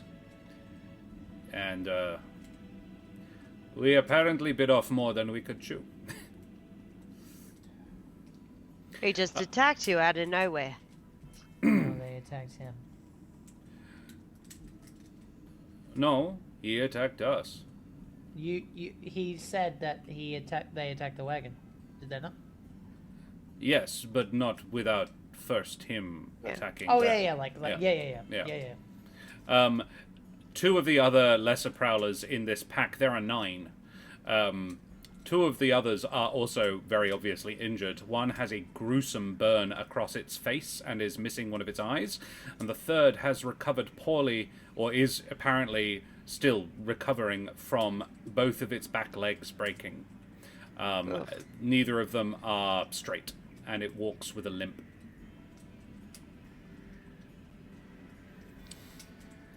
My question stands. So, what was your question? Like, how were you injured? No, I asked how it, Why and did he then attack why you? did it, what caused him to attack you, basically. Yeah. I don't know why, beyond the fact that he is a monster hunter. And we are monsters. Very scary. Arr. Remains to be seen. We can be very scary. So,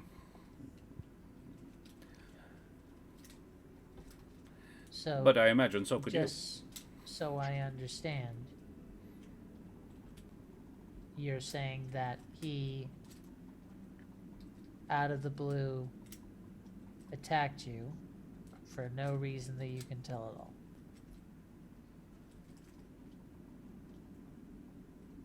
Beyond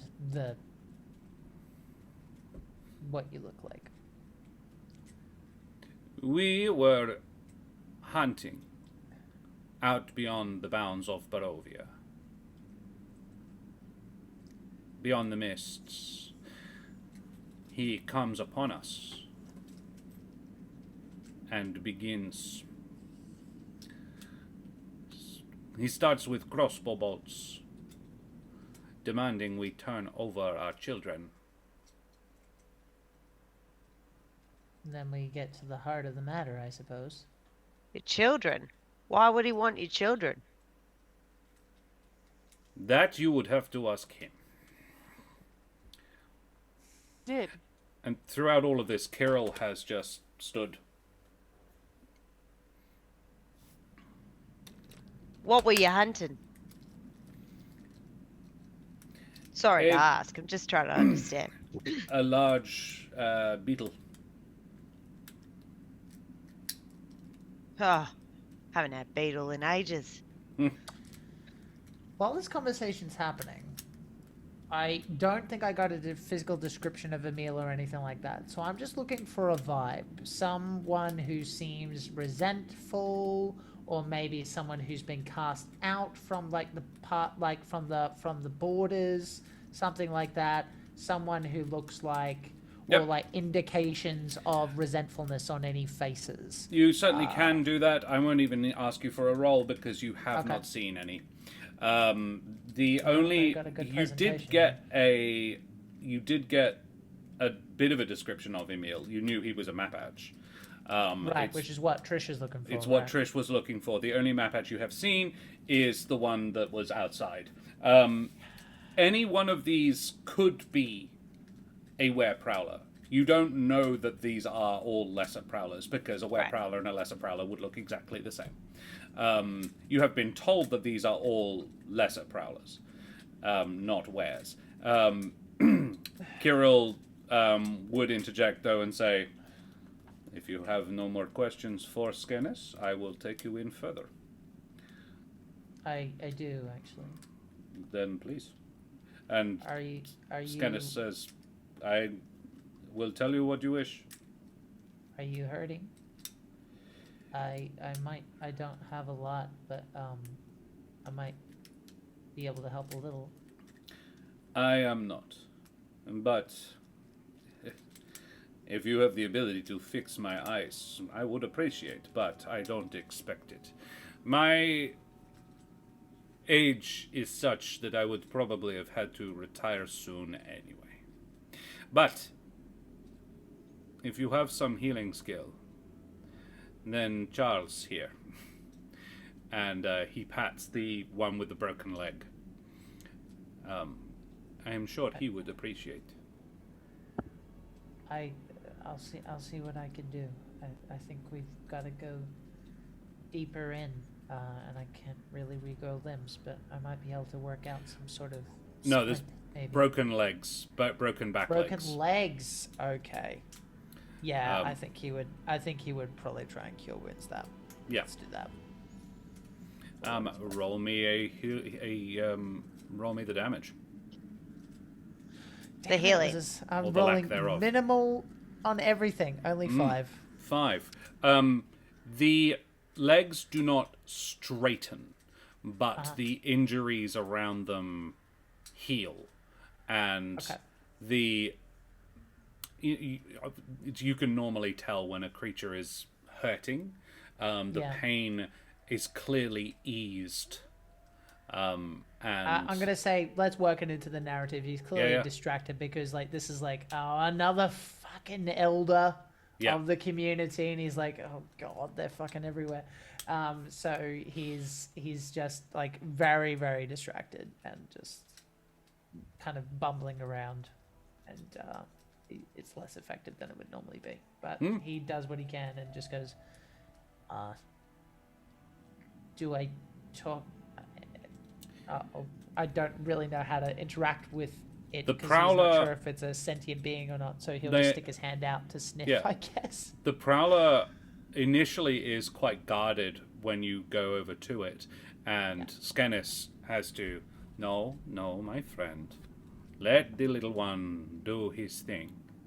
And it grudgingly allows you to approach its back legs, and then you do your thing, and the tension in its body eases, and it then swings around and sniffs you, and there is a single lick up the side of your face. Oh.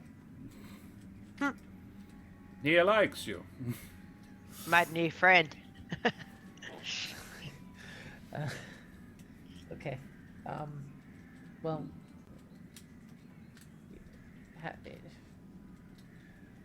just be gentle. Tell her to be gentle on it. Yeah. He will. Okay.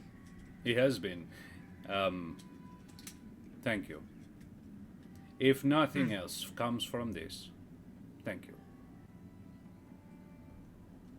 You're welcome. Deeper? Going Yes, I would like to introduce you to Weneskia.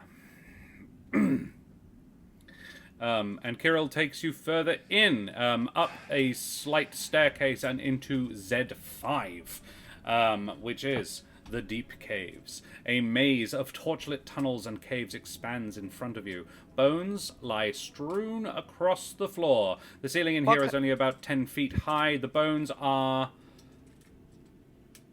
a variety of animals that does not appear to be recognizably, unless you want to make a survival check. Actually, let's have that if you want to know what the bones are from. Yes, please. 19. Yeah. 19. 12. 12, Yeah, and 11. 11, and 18 from Smoothie. An 18 and a 19, the vast majority of these bones are not the bones of humanoids. There, here and there, however, you spot the occasional hollow femur, What size is it? appropriate to a bird folk of medium size. Adult size? Probably. Uh-huh. That's comforting. Probably is the word you want. As you walk along this, you find that it is impossible to do it quietly, and you suspect that this isn't actually poor housekeeping, but a defense mechanism. As we walk through, Celinox is going to clap a wing on Smoothie's shoulder and say, "That was nice, kid." Oh. I feel like I kind of...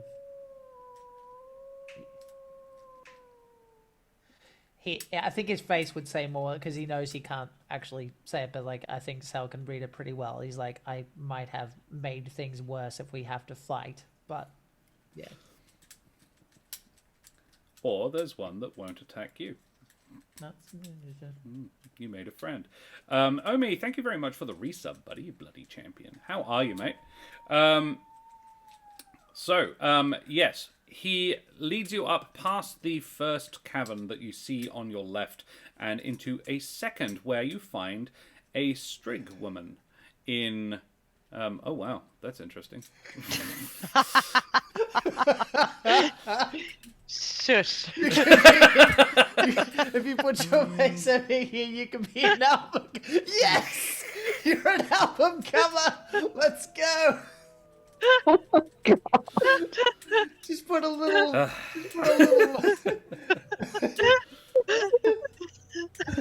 Oh, what's the word for the paddle? Just put a little paddle on the finger. It's like it's the Roro's greatest hit. Yeah. Oh, fantastic. Okay. Sorry, I'm here. Now you're Jesus. What's going on? I'll get it back eventually. So, there is a pair of Strig in here. A mature Strig woman holding a, you would guess, no more than 10-year-old Strig boy. Yes, Kirill, they're sitting on a pile of sort of hay and reeds and things. It's nothing, there's no bed. But yeah, they are cuddled together. The boy seems to be a little traumatized. Strig woman holding Strig boy. Yes. And Kirill introduces them, Weneskia.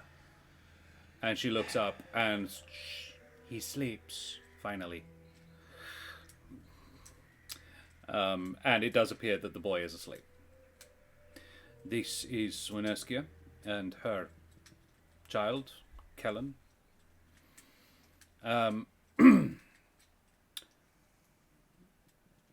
Weneskia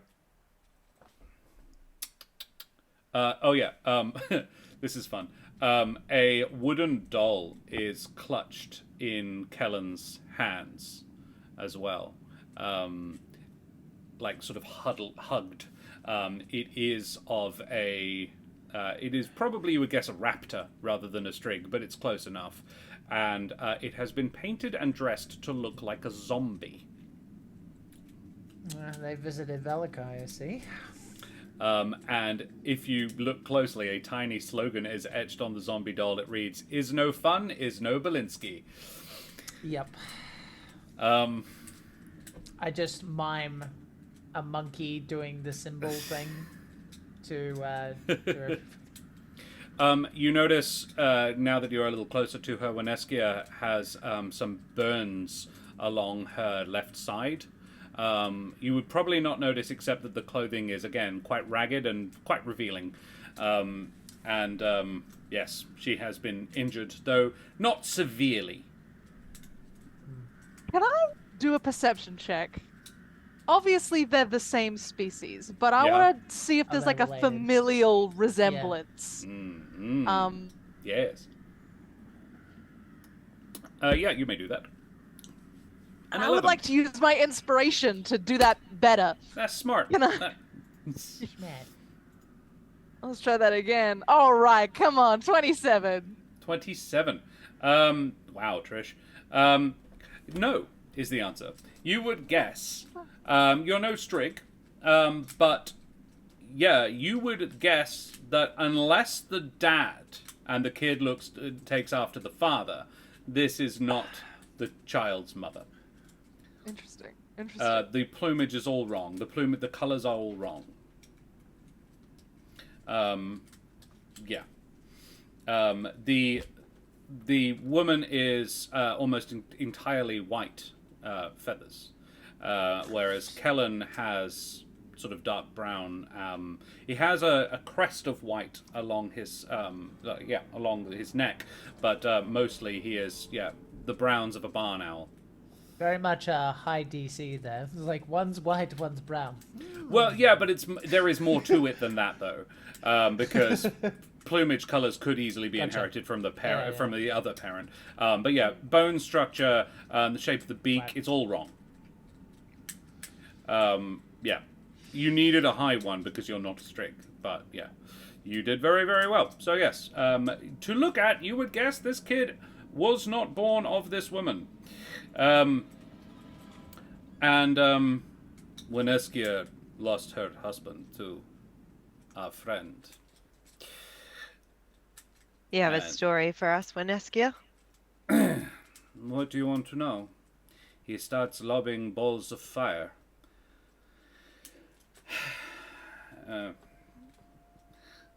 I lost my husband and, well, my mate. We were not formally wed. And the boy lost a father.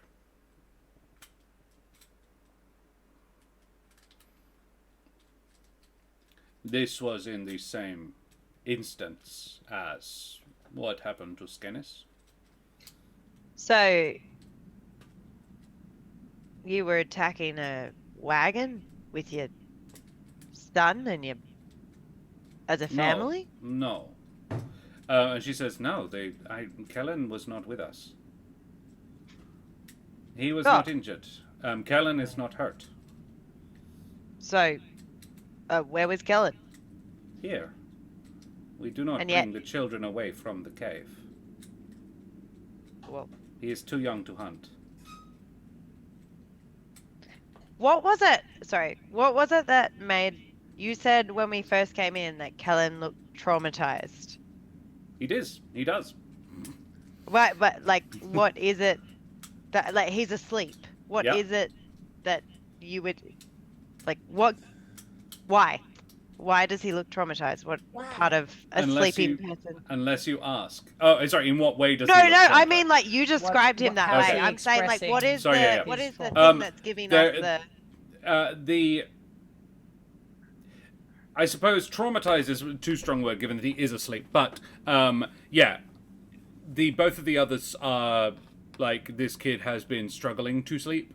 Like, what you have inferred between in the conversation you have overheard is that this one has been struggling to sleep. Bad things have happened recently to him. The way she is holding him, the way he is holding her in his sleep. It is, a child seeking comfort, absolutely. Is he leaning into her? It seems very much so. He is certainly treating her in the manner of a parent. And go. I have a highly important question to ask you, very vital to our investigation. Is he as cute when he's transformed as he is right now? He's so precious. She smiles and says, yes. He does, actually. Quite a handsome little one. I'm sure he will grow up to be a real lady killer. I bet. I've never actually seen a baby prowler before. Oh. Well, if you are here later, you may. He does love to transform. I'm a little curious. Are they born with the ability to transform, or do you have to give it to them? Normally, the birth is in prowler form. Oh. So they are born prowlers. And only later Normally. change back. When first, it is interesting for a parent to first see the child's face. I bet think at that's this exciting. point, because Smoothie doesn't have the same knowledge that Trish does, he'll roll an inside check now, because Jack knows, but Smoothie doesn't yet. So let's see how we go. I'm also gonna insight see what I'm digging for. Can I stop rolling like anus, Oh. please? God almighty. Oh, nat 20! Did she give birth to this baby? Did she bite this baby? I need to know. She definitely considers herself its mother. Mm-hmm. You have not asked if she gave birth to this child. You have asked generalizations, and she has given you generalizations. She has not said that she not gave directly birth to asked, this child. Yeah, they're gonna That keep up the normally charade as long as they can. is carrying a lot of weight. Yeah. Yeah. I can't help you. She would I'm say, dumb. yeah, no, she, yeah, she would say, how to word this? She would say, of course, there are other ways for someone to become a prowler. Are there? Well, you have, everyone knows the legends of were-creatures. Yes? Indulge us. We're not from around here. The bite. Yeah. The blessing of the Night Father. It must be so much nicer to just be born one, like this little guy, right? Oh, Trish. She says, I imagine it if is. you weren't gonna say something that would have pissed them off, She I was about to. she so says- we're on the same page. She says, I imagine it is. I was bitten my own self. It's not so bad. If you embrace it, it can be a blessing. But like I said, at least your son didn't have to go through that. He was born blessed, right?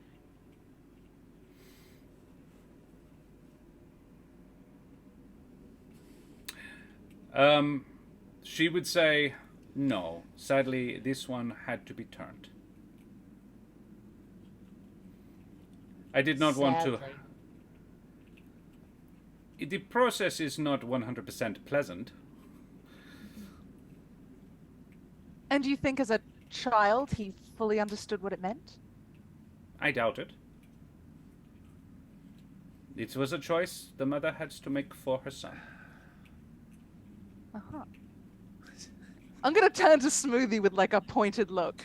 Like, Smoothie is doing his absolute best. He's like if you could see him spiritually, he's got 2 fists in his mouth. And he's doing his best not to fucking just go, just fucking say the words.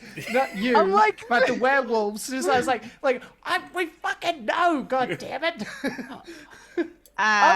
Well, I'm like, have we got what we need? Can we stab yet? That's kind of like the look I'm giving these Okay, people. right. In that Celinox- case, my Celinox- response is let's probe for a meal. That's who I want to speak to. That's who I want to find. I want people helping us because I am really fucking low on spells, guys. Okay, okay. Celinox is going to come in subtle as a brick. But why did you kidnap the kids? Not quite that. So sometimes, so Kellen was born without the gift. I have not always been a. I have not been a were-prowler for 10 years. I was only turned about 5 years ago. Kellen was already born at that point.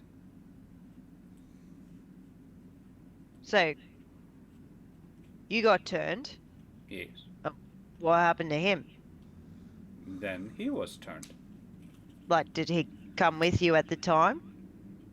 You got turned, you brought your bub and then decided to turn him as well because you like this life and that's You would nice. have had me leave him? Well, I don't know. Do you have conversations with people?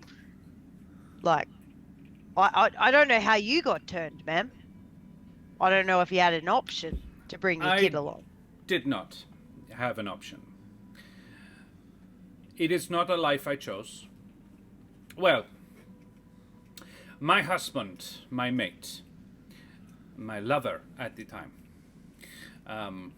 Kellen's father, he was turned while out hunting one day with a bow and arrow. He was hunting. Runs afoul of these filthy beasts. She looks at Kirill and he chuckles. And he is turned against his will. And Kirill says, the actions of a previous leader. I, however, was one of that pack. I will not deny it. We did take Masku. And then he comes home to me. He had not yet mastered his gift, but he turned. And the first turning is rough, to say the least. And in his madness, he bit me. We hid Kellen, well, I did. So Masku was not the one who bit the little one. That was me. Later. I wanted us to be a family. I did not want to leave him, and we could not stay.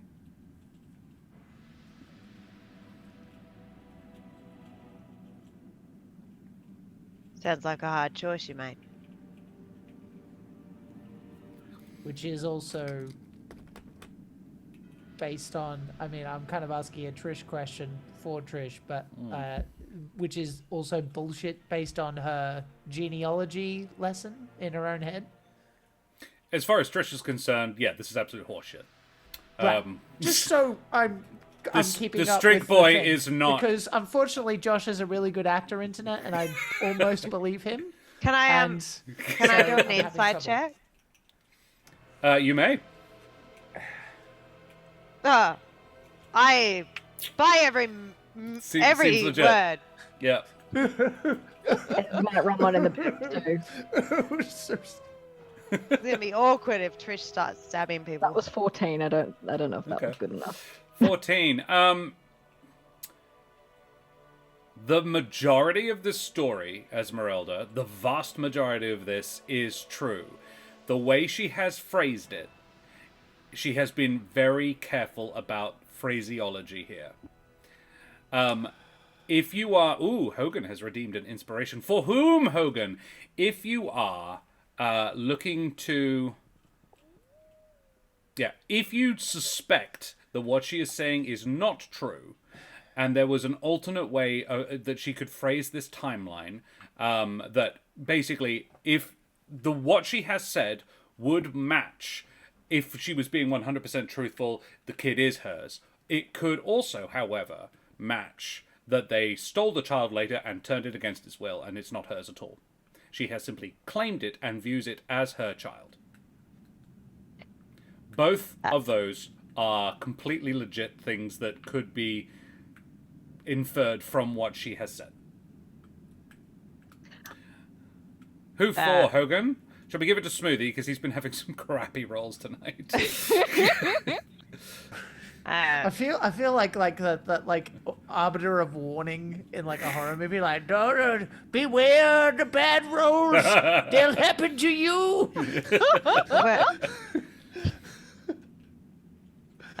Need to get you from a digital dice jail. Yeah, that'd be a good idea. Yeah. I Crispin know. Crunch has been making some in the Discord. You should see. Yeah, I They're saw that. awesome. They look Yeah, really good. very cool. Really good. Smoothie I know it is. he's just gotten to sleep, but any chance we could say hello? Oh, Jesus.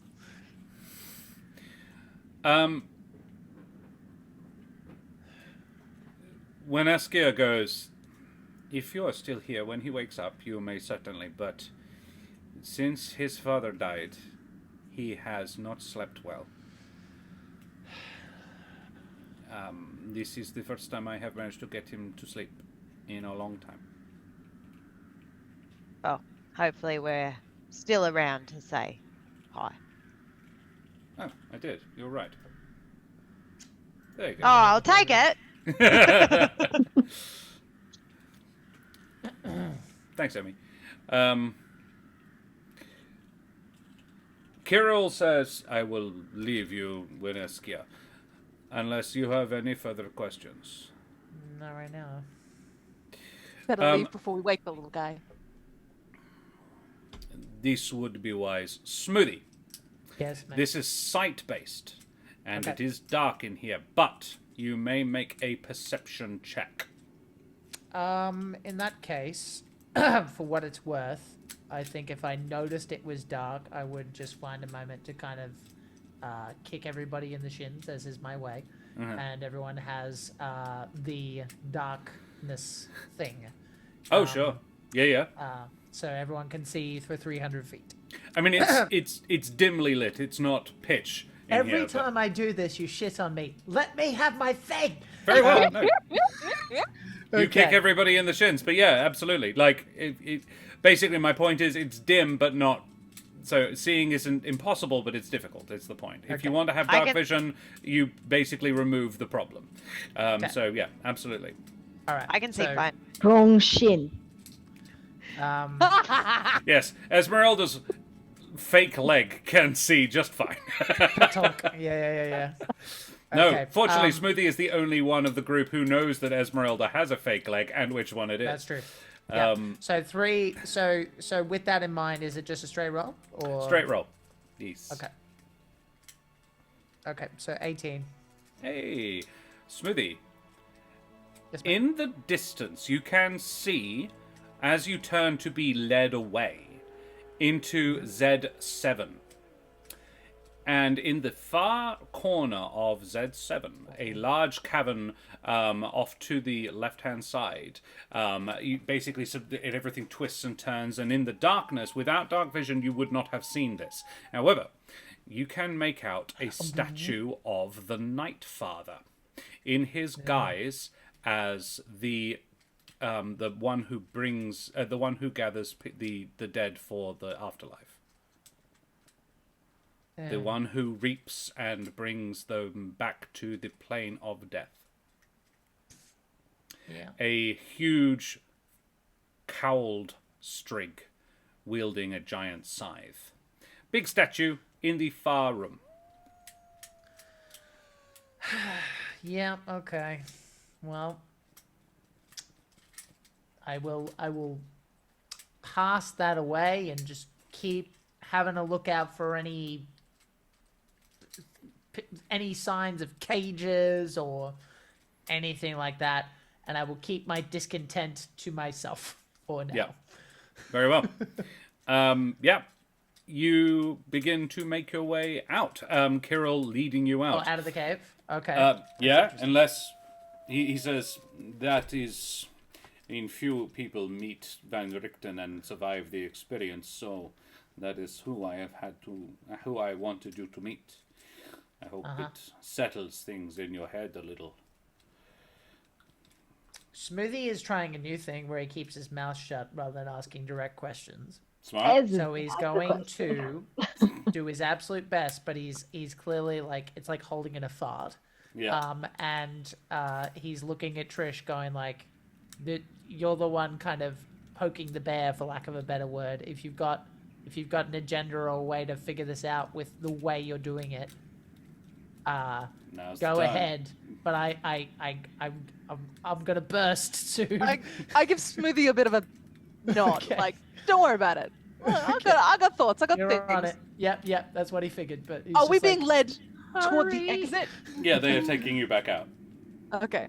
I'm gonna say, as we're walking, it must be difficult with so many injuries and deaths among your people. Yes. But there's still a good number of you. How do you keep your numbers up? I don't see you out in town recruiting. It must have to be done subtly. It is. You'd be surprised how many people would choose this if it is offered.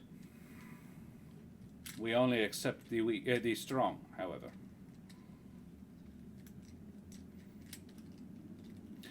So How do I'd you love to know there more. Question: was that a purposeful? No, that was not. That was. Okay.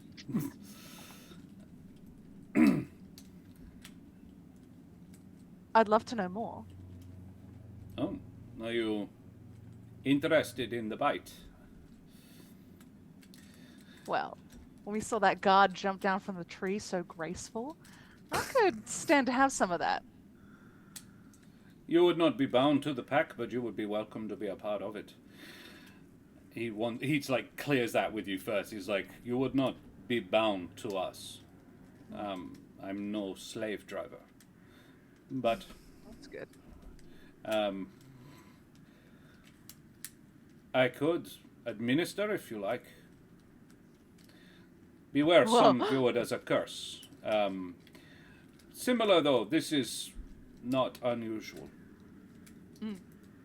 Often it is. The first change is always the worst. They lack control, they lack focus. They don't know how to control themselves. So we do our best to keep collateral damage to a minimum. Normally they just find some cattle or something. Occasionally though, others can get hurt, bitten. And we are at our most infectious on our first bite. So there has been more than one instance of what happened with Morescu and Weneskia, of one going back and turning the whole family. It happened with the Mapache you spoke to outside, Simon.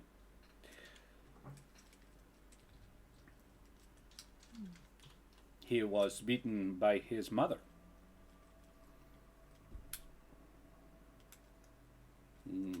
Nightfather rest her. You say you only accept the strong, but you've got children among you. How do you determine who's strong enough to be with you? That boy has survived much. He is strong. As a child, I thought he was left home when you went out hunting. Well, there is strength and then there is capability. We teach them. They're not just confined here permanently, but so they are taken on practice hunts and so forth. But when we go hunting for real, we don't normally bring the young with us. They would be a hindrance. Protecting them is important.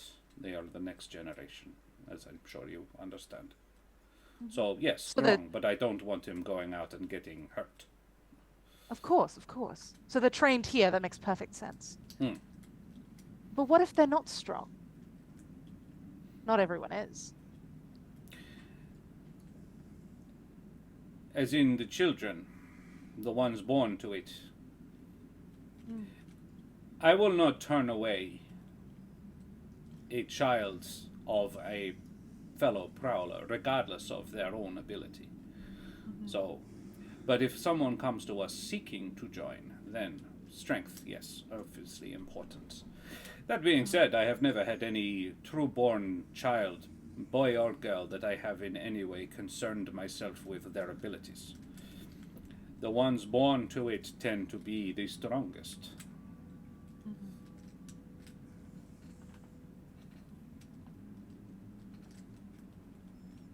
Is there trueborn? You got a term for it? I don't care for it, though. I'm not one. There are some who are elitist about it. View anyone born from the bite as less, but whatever. We have a few here.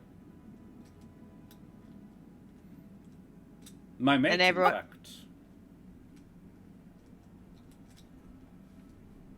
And Annika, the one who brought you in.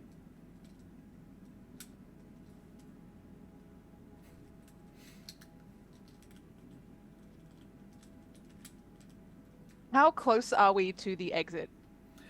He's taking on a leisurely stroll, but yeah, pretty close at this point. Okay. Basically, are you waiting for something? Are you waiting until you get out, or are you wanting to like turn on him when there's no others around? I didn't want to be basically cornered. kind of look at her and just kind of go like, if you wanna throw down. You're currently passing through the cavern where Skenis and all the other little prowlers are. It's just a question of, whether we can find a meal first. That's all. You haven't seen any other Mapache. Because we have not gone very far into the cave. You have I can't say that. Seen about 2/3 of it. I'm gonna wait until we're in a equal distance from where those people are hanging out and like the entrance where other people are hanging out. Yeah. Equal distance. And I'm gonna stop walking. So I'm gonna say impossible to be more than about 40 feet from any backup, but yes. Oh, okay. That's okay. It's better than nothing. Listen. Alright. I'm gonna stop beating around the bush now. I heard an absolutely dreadful rumor about you, and I want to know if it's true. We were told that part of your recruitment tactics involves kidnapping children, forcing them to fight each other, and turning the strongest ones. Is that true?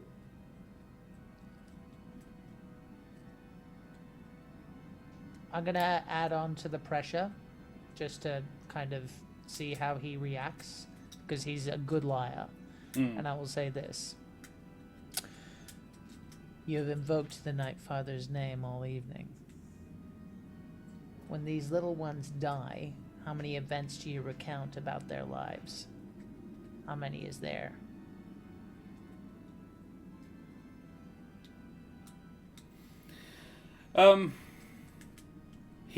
To answer Trish's question, he says, how would you determine the strongest? That isn't what I asked. I asked if you did it. And my answer is yes. Thank you for your honesty.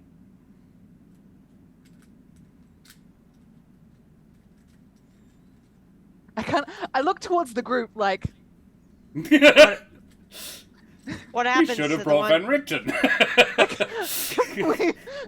What happens to the ones that lose?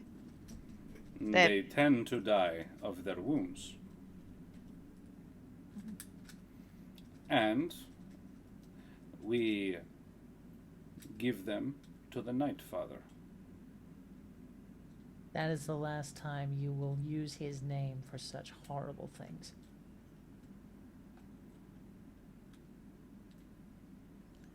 Anyone who associates themselves with people who are better than this, like Emil, go to where you need to go.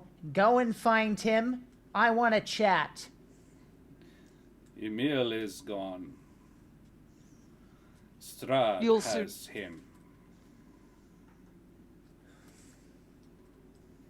Strahd did not like Emil's opposition. I'm going to look at everybody and basically just say this, which is just, you can be better than this. I think Ez is actually going to speak to Kirill for the first time. Sure. You say Strahd did not like it. Or was it you did not like it and told Strahd? Much the same. Strahd's opinion and mine are very similar in this matter. He understands strength. And gathering around you is a large number of were-prowlers. Cast Sanctuary on myself. And I'll step up then. And just like, yeah, go on then. Show how strong you are. I'm right here. What does it look like when you cast Sanctuary? I don't know. That's why I'm asking. I imagine it's quite subtle, but let's call it a sort of after image, if you like. So each movement has a sort of like delayed effect. Okay. I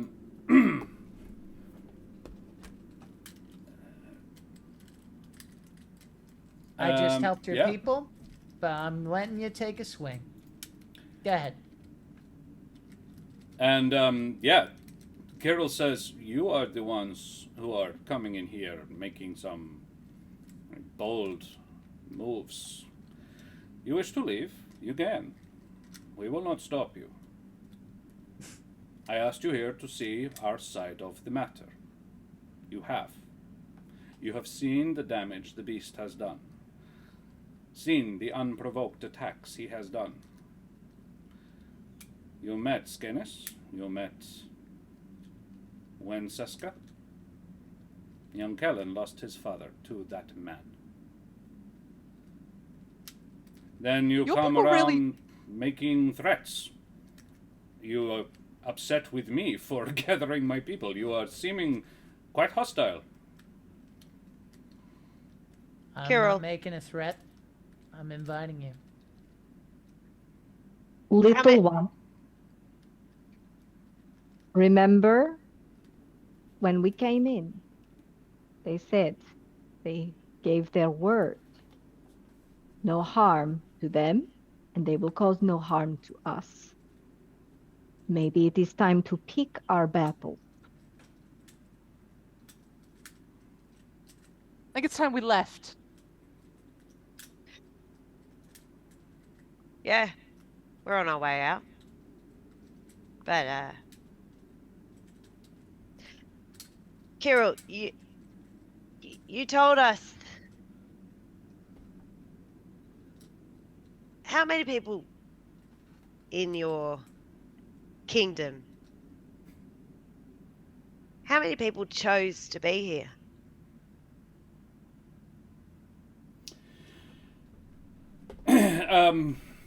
It's an interesting point. He says, looking around,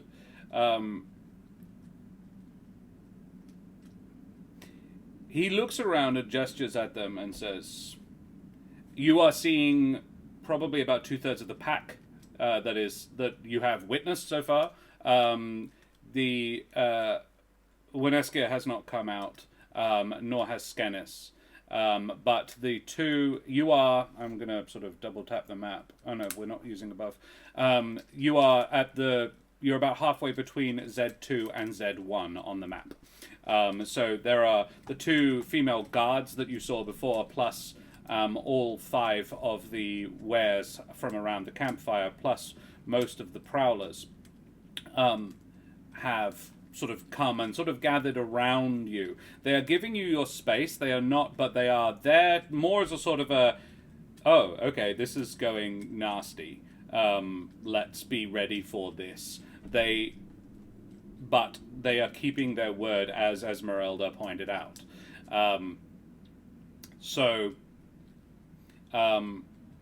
He gestures around him, and you can. There are 7 other were-prowlers within eyesight, and he says, "Does anyone here not want to be? Am I keeping anyone here against their will?" That's not what I asked, mate. In terms of how many did I turn against their will, well, ask them yourself. And you sort of, he goes around and gestures at each one. A couple admit they were not, that they were unwilling. The Mapatch says, "I was turned by my mother on her first turning. It was painful. I was young. But I would not give this up. I did not choose it, but I would not renounce it." A couple of others admit they were not willing. However, one of the others says, "I sought it. The offer was made, and I accepted." 2 of them were born to it. Annika raises her hand and says, "I was born this way. I have no other way of being. I'm not even sure I can be cured." You claim to be strong, but you send your only competitor away because you can't face him. You know what he wanted invoke to the do? Night Father's name. In the name of the Night Father, the person who is all about the great rhythm, about harmony, about nature. And you invoke it in the same breath as you send children to their death to prove that they're right for you? You couldn't face him. If you could, he'd be dead. You ran away. You're a coward.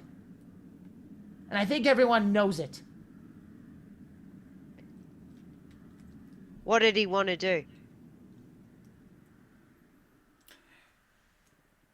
He wanted to expand the pack much faster. Emil thought we should be biting all the children. Do you agree? Or am I wrong? I don't believe you. Why the fuck should I? That is I your see. choice. You're all fucked. You're getting real good at that, kid. Well done. Do you want to have a fight here? No. We'll give No. you one. Then No, do no you one's fighting leave today. in peace? We're leaving. But, Kirill, answer me this. If you could find new friends, would you agree to stop turning people against their will, including the children? As in, if we could find more people willing to join the pack, we would not take the children anymore. Is that the question you are asking?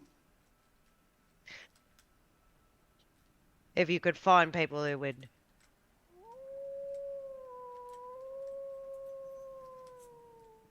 work alongside you, not necessarily join your pack.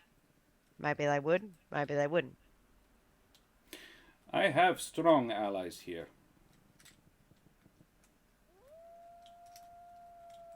Strahd, Yes. Only a fool Is- would stand against him. Is that what makes people stay? Once again, you may ask. And he gestures around the circle, and most of them say, the general consensus is, we are hated wherever else we go. For what we are. We stay because we are welcome here in our home.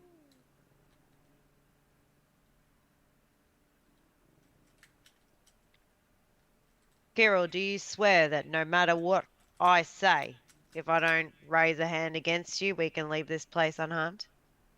I have already given you my word. I will give it again if you must. No harm comes to us, no harm comes to you from us. So why not fight for the Night Father against Strahd and give up his blasphemous way of life?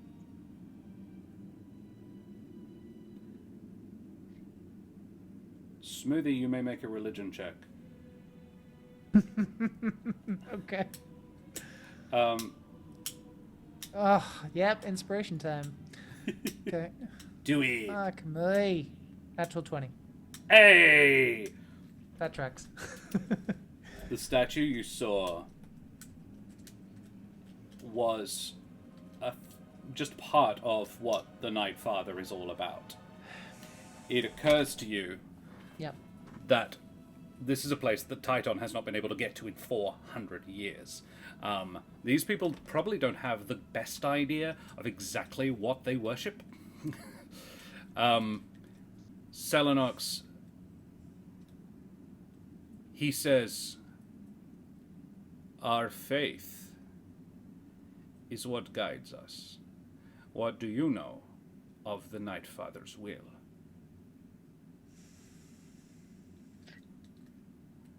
Well, God, I hope I've got the right one, but, well, my mate here, Smoothie, if he's feeling so inclined, he knows a lot. Smoothie, are you in your armor? Do you have a symbol of Titan upon you in a reasonably obvious place? Because you said that you are normally fairly discreet. Yeah, I think let's say dramatically speaking, he kind of was ready for a fight, and as he was walking, the cloak billowed past, and you can see a bit of the yellow symbol you can see on the arc. Mm-hmm. But he's not. He's in no mood to dramatically flourish. He's furious. He's angry because he knows him. He knows what he would want.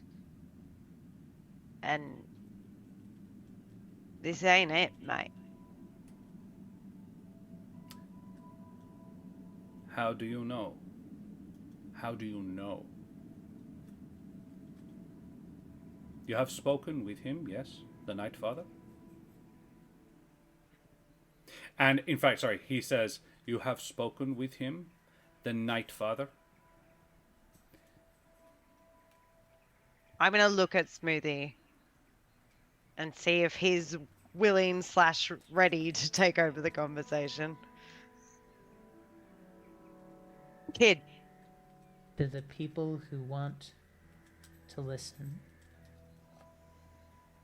he is about more than just death. True. If I told you I met him, I'm not sure you'd believe me.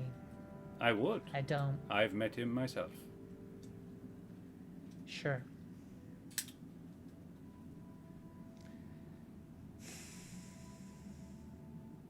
He cannot come here. this place is beyond his reach.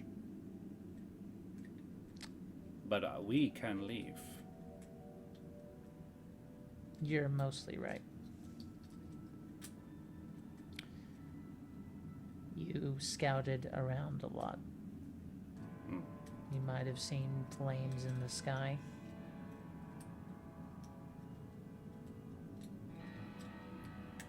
And Annika goes, 2 nights ago. On the hills. Did the symbol look familiar? I was on the wrong side to see, I think. You had it pointing down at Barovia, yeah? Whichever way the mill goes. You were pointing at Strahd, I thought. Oh yeah, okay, fair. Yeah. He's feeling very like ultimately the conversation's over, so he and it doesn't look like it's going to escalate in advance, so he will just kind of sigh and look over towards Scannis and everybody else. Okay. Yeah, sorry, just with your nat 20, because it was a nat 20, you did very well. So you this has, it's like they're only operating off a third of the book.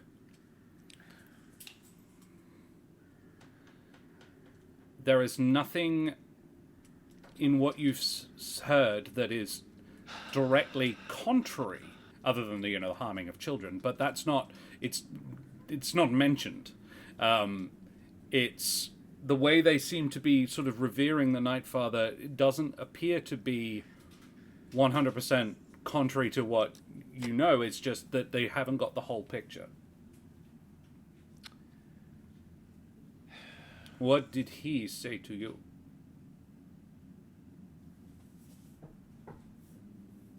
And he's going to look apologetically at Trish because he was ready to help her, but they're asking.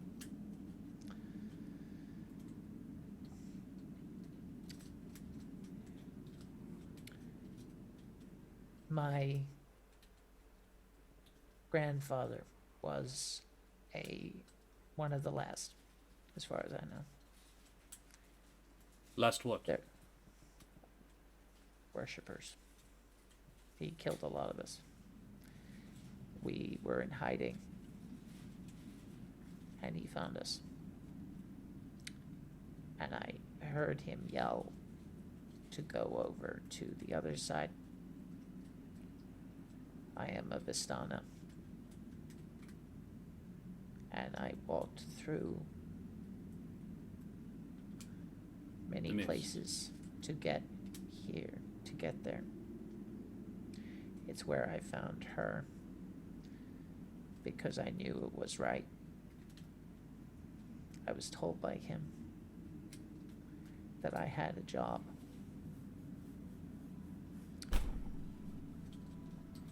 I don't expect to survive it, but I want to help my friends, and I want to help the people who live here. It was once green. There used to be corn and barley and potatoes, and things grew. And we can have it again. But not while he's here. In that castle.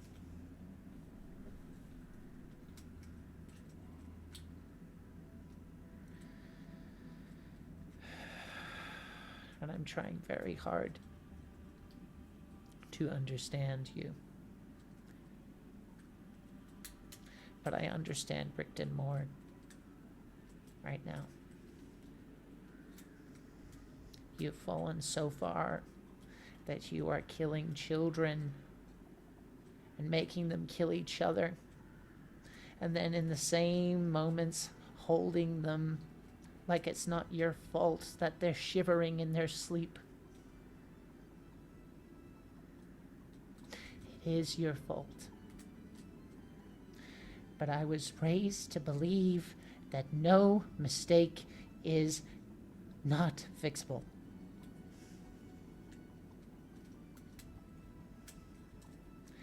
And my friend right now is better than I am. Because she reminded me.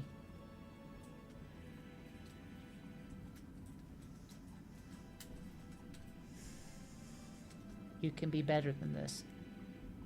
All of you can. I don't know if it's under your leadership or not. Maybe you're too far gone.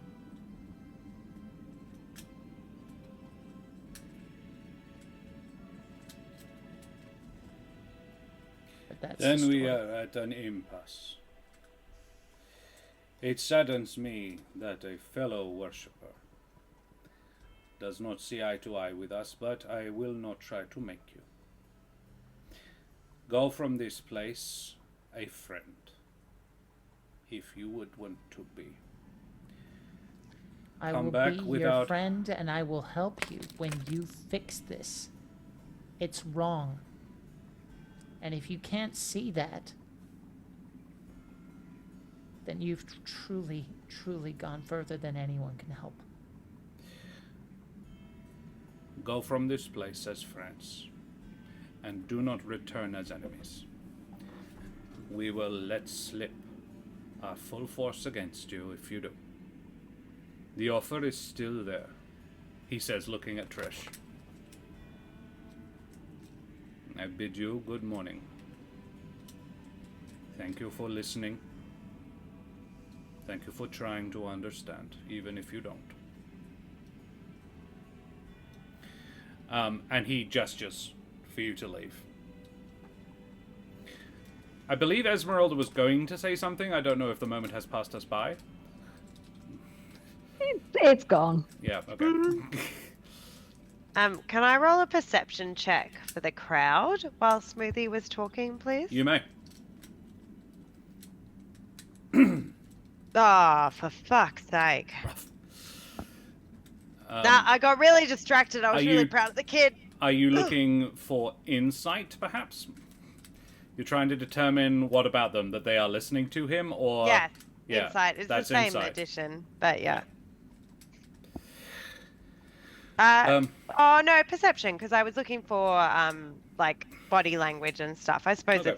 it could be either, but it's the same edition, and I rolled a fucking 3. You rolled very poorly. Oh, Alright, never mind. I don't know what I rolled. Anyway, it was You shit. rolled a nat 1, so yeah. 1. Yeah, you cannot... You are just too proud of him, I think, yeah, as you said. Yeah, I'm just like... Rach? I'm just gonna put a hand on Smoothie's shoulder and say, anyone who could be convinced by that has been. It's time to go now.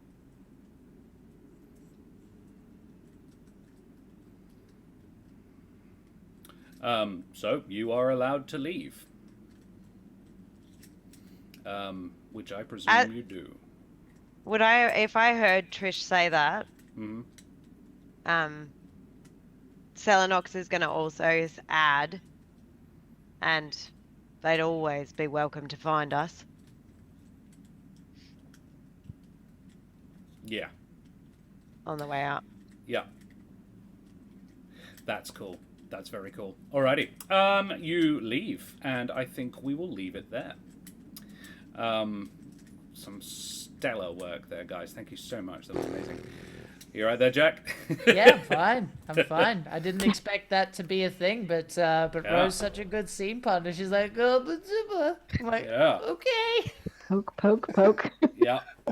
Incredible. Guys, thank you so much. That was awesome. Well, we will leave it there. So, now that brings us to the thing that we like to do at the end of our streams, our favorite moments. And I think I can come up with a couple for Jack. I don't know, I'll struggle through. In fact, yes. Yeah, that was a brilliant session. So, can I get a D5 in chat, please? Exclamation mark, roll space, the number 5 to determine who we are going to talk about first. This is something we have unabashedly stolen from the dreaded GM. It's something that's rather nice and affirming. And oh my goodness, we rolled a 1. Shanna Hosgrell rolls a 1. That's me with favorite DM moments first this week. That's not okay. That's not fair. Roll again. No. All right, go. Go on then. Favorite DM moments. Oh, I hate going first. the like, fuck, the like, I'm telling the truth, but not fucking saying the answer that we want. God damn, it's annoying, but it was very good. It could be this. It could be this. It could be that. I mean, same, but it was great. I like the way you played Van Richten. I thought he was really fun.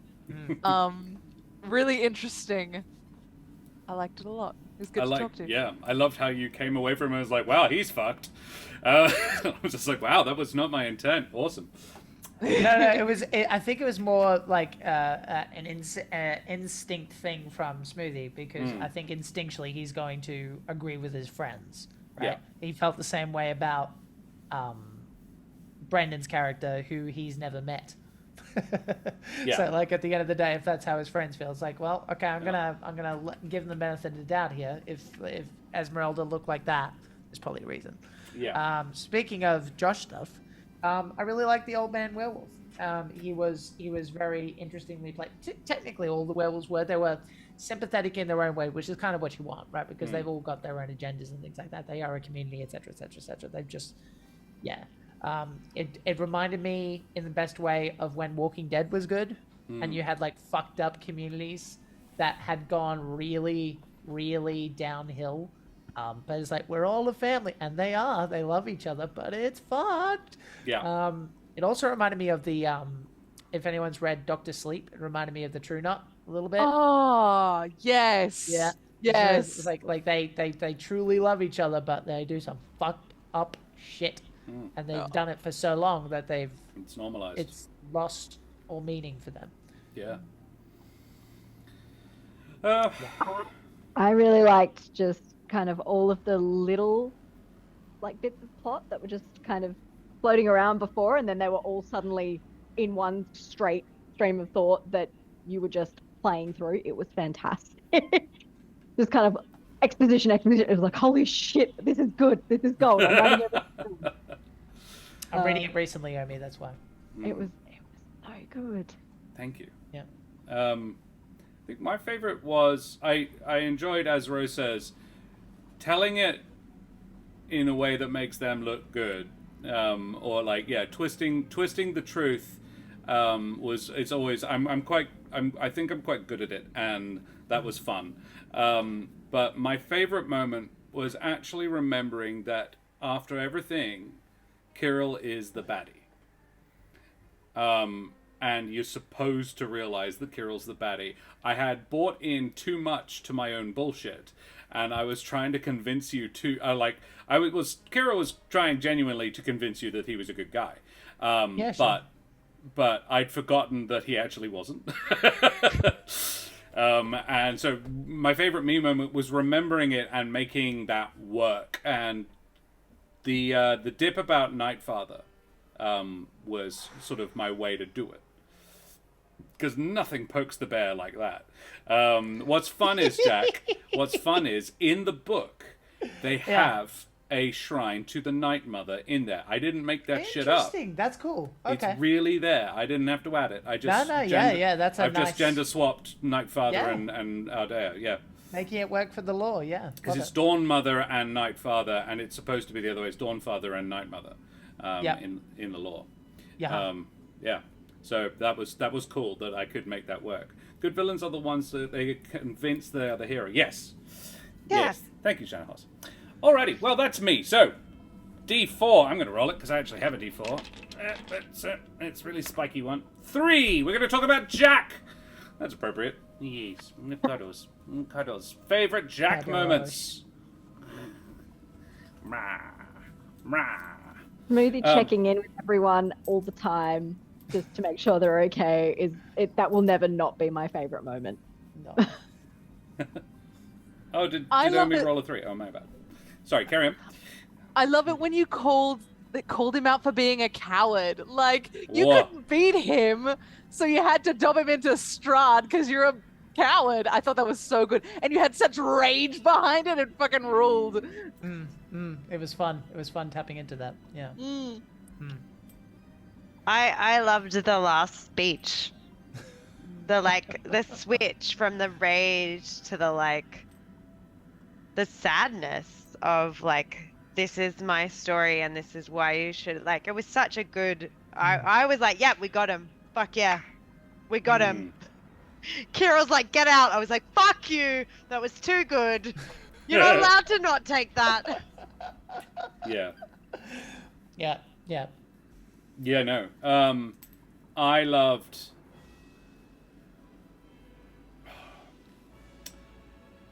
Yeah, it's got to be in that scene. I'm sorry, it was the strongest work of the evening. Definitely the... casting Chantry and like going, bring it, fucking bring it. I want this. And yeah, I've never seen Smoothie get, all right, no, let's do this. It's always been, this is your time to walk away, and you were not giving Kirill that option. You were like, no, let's do it. You're such a big tough leader. Come on. Yeah. I thought that was very cool. I'm not gonna throw a first blow, but I'm gonna make you mad. Didn't work, but no, they had sworn they wouldn't attack you. If you were gonna want to fight, you had to start it. Yeah, I was hoping it would break. I was hoping I'd make him mad enough that it would break it, but yeah. Yeah.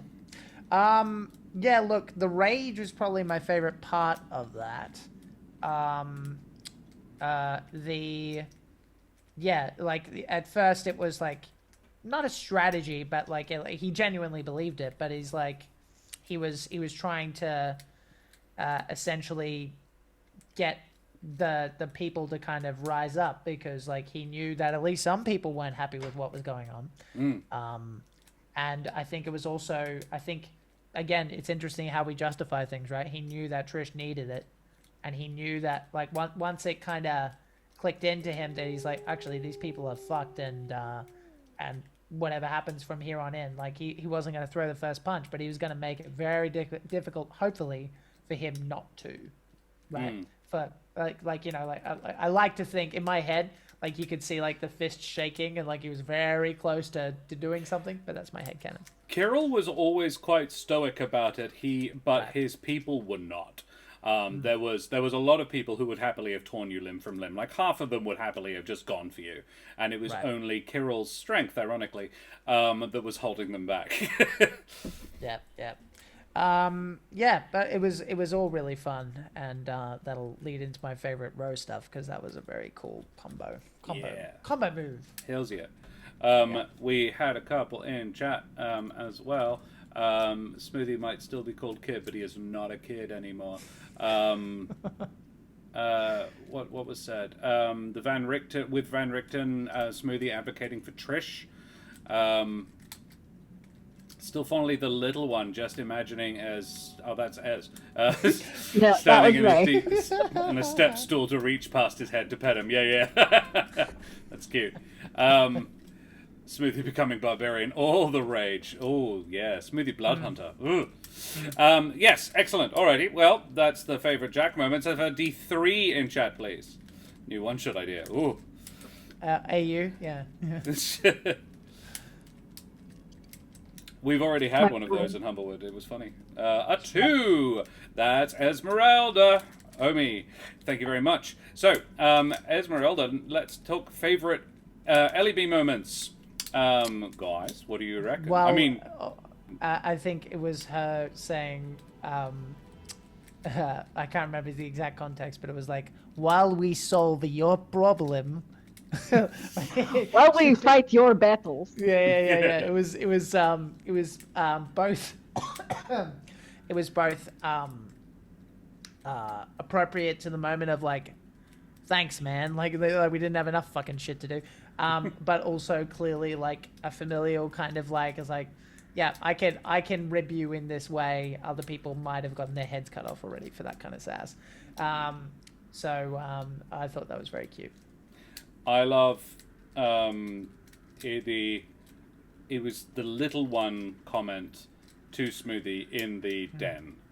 Yeah, that's right. That was very, very good. I can't remember exactly what it was you said, but I was just like, yeah, that is...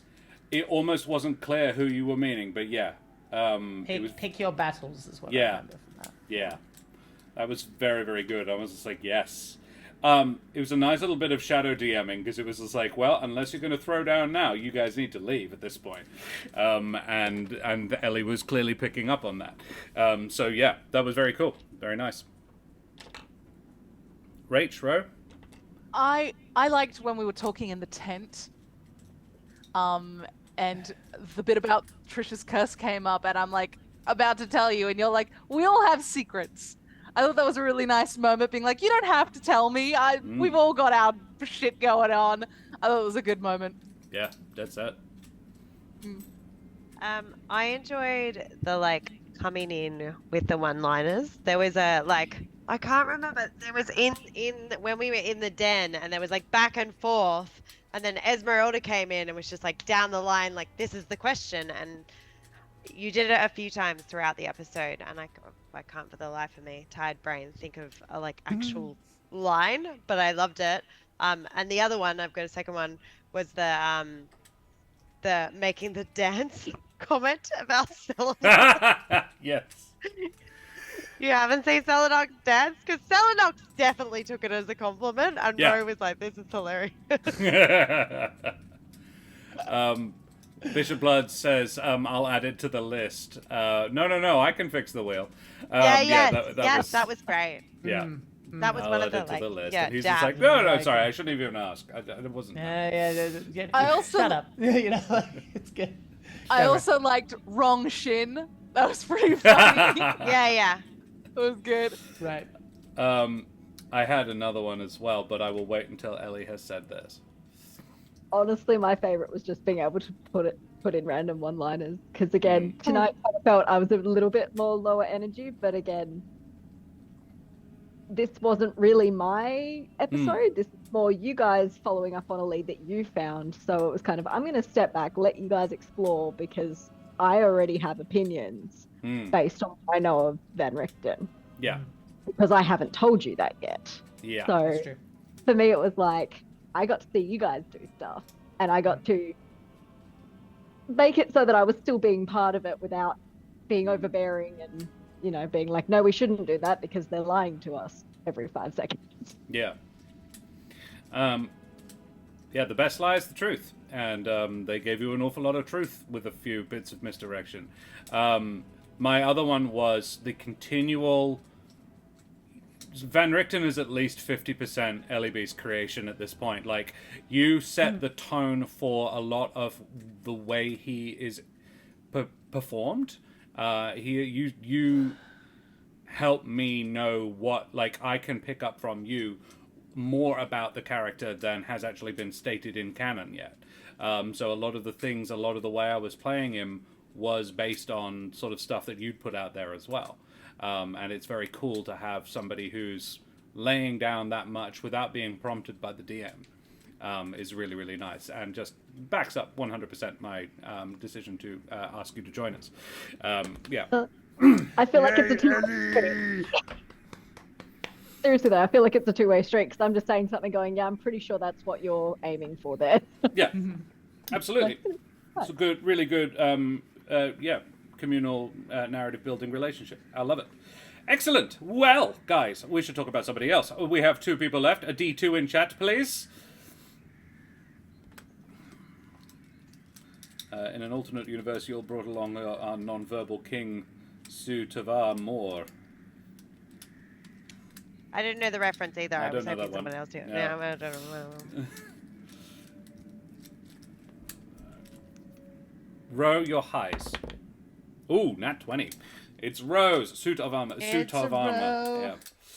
Favorite romance. I have 2, but one's really small. It was just you got whiskey.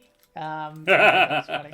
Yes. And then obviously Jack was not expecting. Jack was doing the opposite, almost on purpose, but not quite. Of just like I really don't want to be Jesus, but it was an interesting thing, because what Celinox did, she's done it twice now. She seems to recognize something that I didn't really necessarily know I was doing, which was that I was really leaning into the fact that he's young and inexperienced, being influenced by all these different voices, and he wants to help so bad that sometimes he gets in over his head. and forgets who he is. And Celinox has twice now kind of gone, this isn't who you are, bud. Like, you know, chill out a little bit. And just gone like, this kid knows some stuff about this stuff.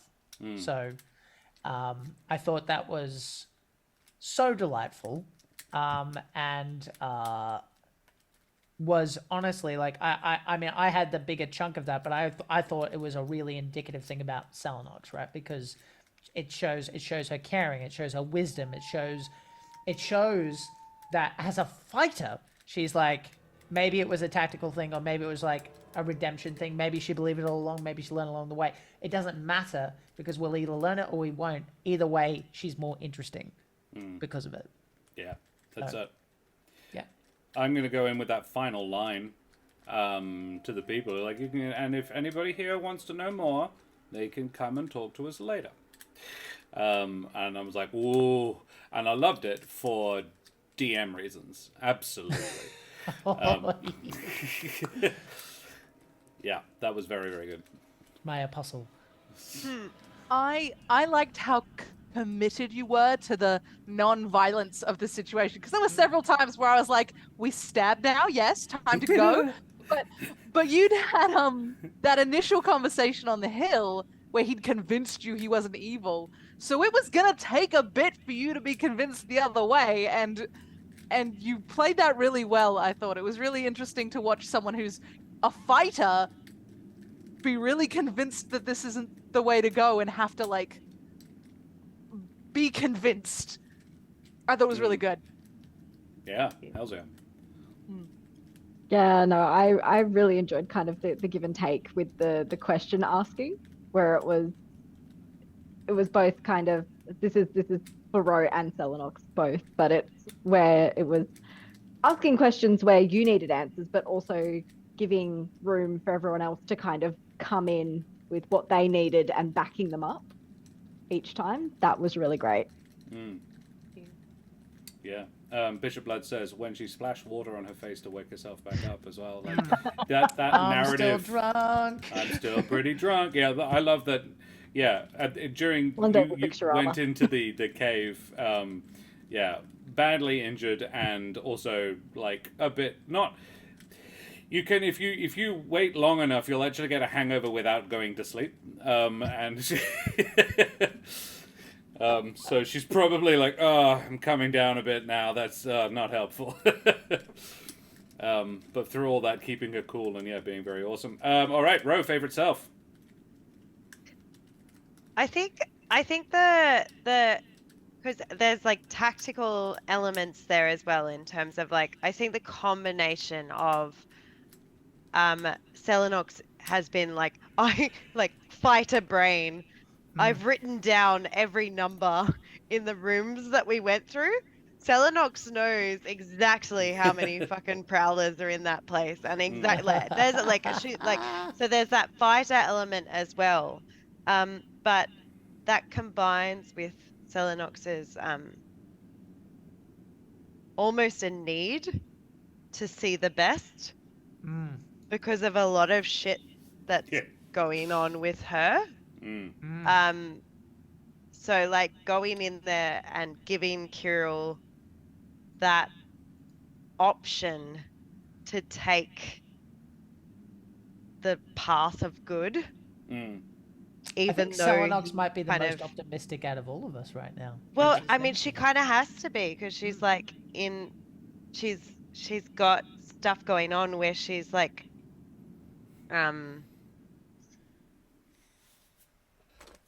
she's got a different stake in the game, and to watch someone who is evil in a lot of ways make the choice to be good would be everything.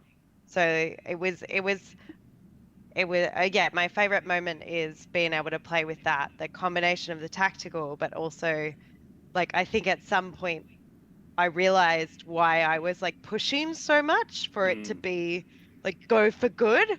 I was like, and that was my favorite, where I was like, oh fuck yeah, of course she like Of course she needs that. Yeah. Yeah, cool. All right, well, favorite Rachel moments. And then we are done. So yes, favorite Rach. What do we think? Thank you, Bishop Blood. I loved the questioning of Renesca.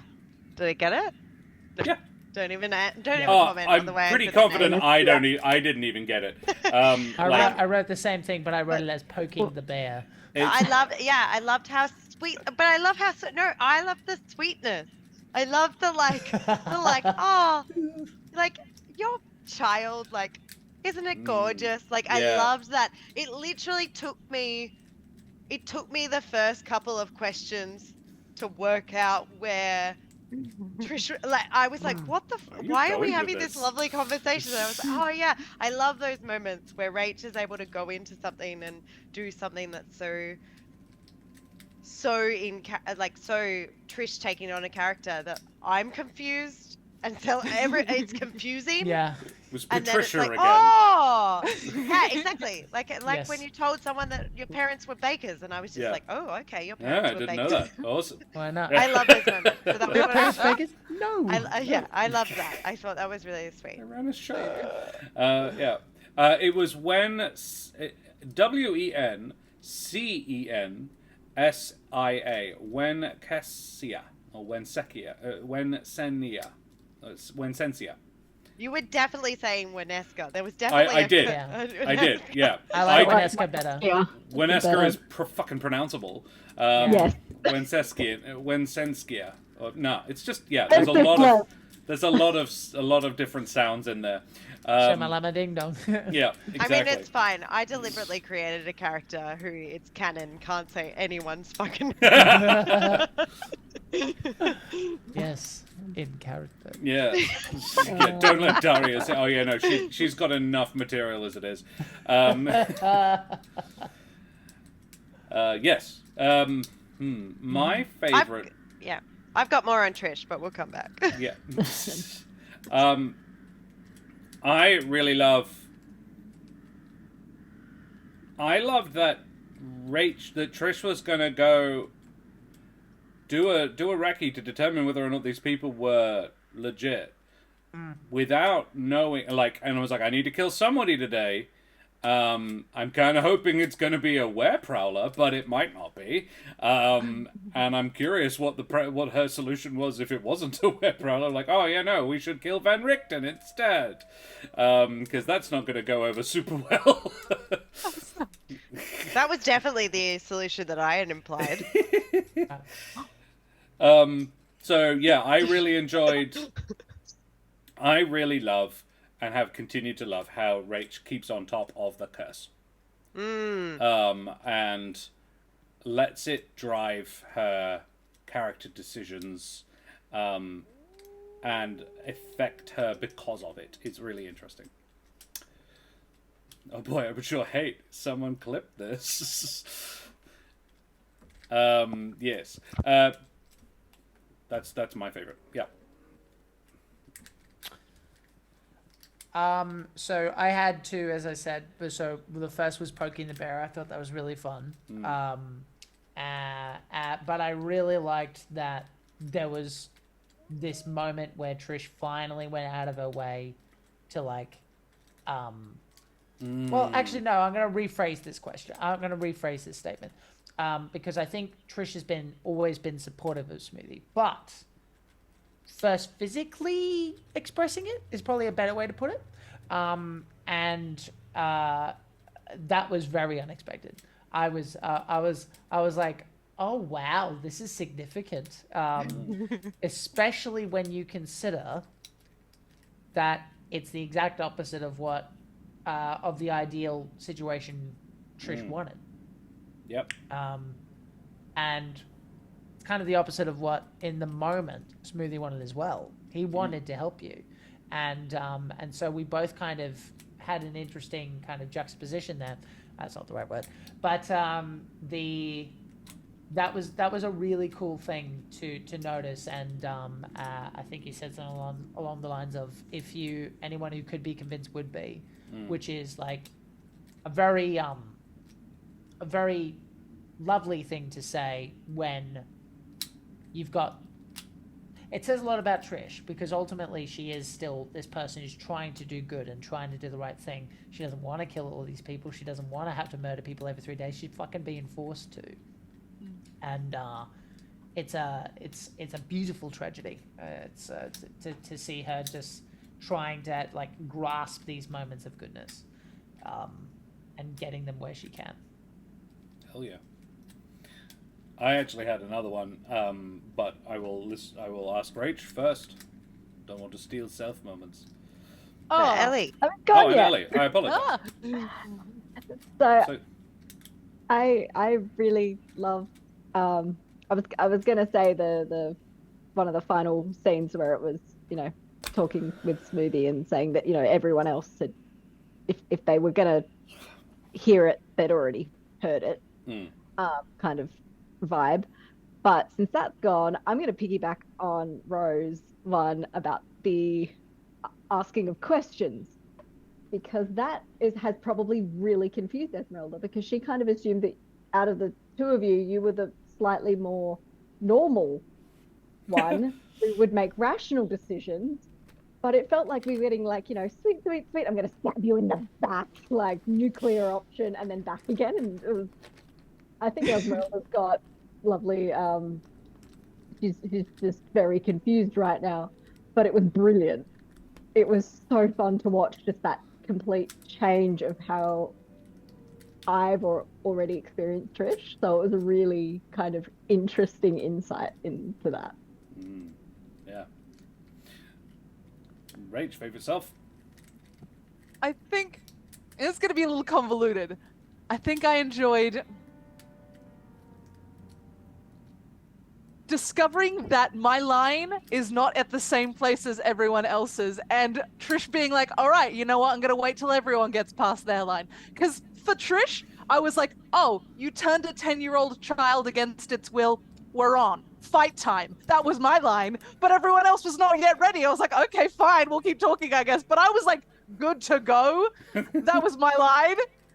But then we were like, all right, I guess I'll talk to the leader more and get more like confirmation of this rumor. Even though for Trish personally, she was like, all right, badness confirmed. So that was kind of fun to be like, all right, to keep the conversation going, even though she was like, I'm fully convinced you're evil, but my friends aren't yet, so I'm gonna let you dig yourself deeper. I also, a little thing, really enjoyed your acting when Van Richten said, you I have heard of. And Trish goes, the fuck? Why? Why? And I was like, oh, because you saved the word? Was that not you? Yeah. And you're like, oh, that! Fine. Yeah, no, cool. was fun. I just enjoyed, that very, very real moment of Trish going, no, God, why? Oh, okay, cool. Yeah, that was entertaining. Alrighty, well, that's our favourite moments done. Ro, unless you had something else to someone to say, you want to point at something? I did have one other one for Trish. I enjoyed in the conversation in the tent when we were talking about going up the hill.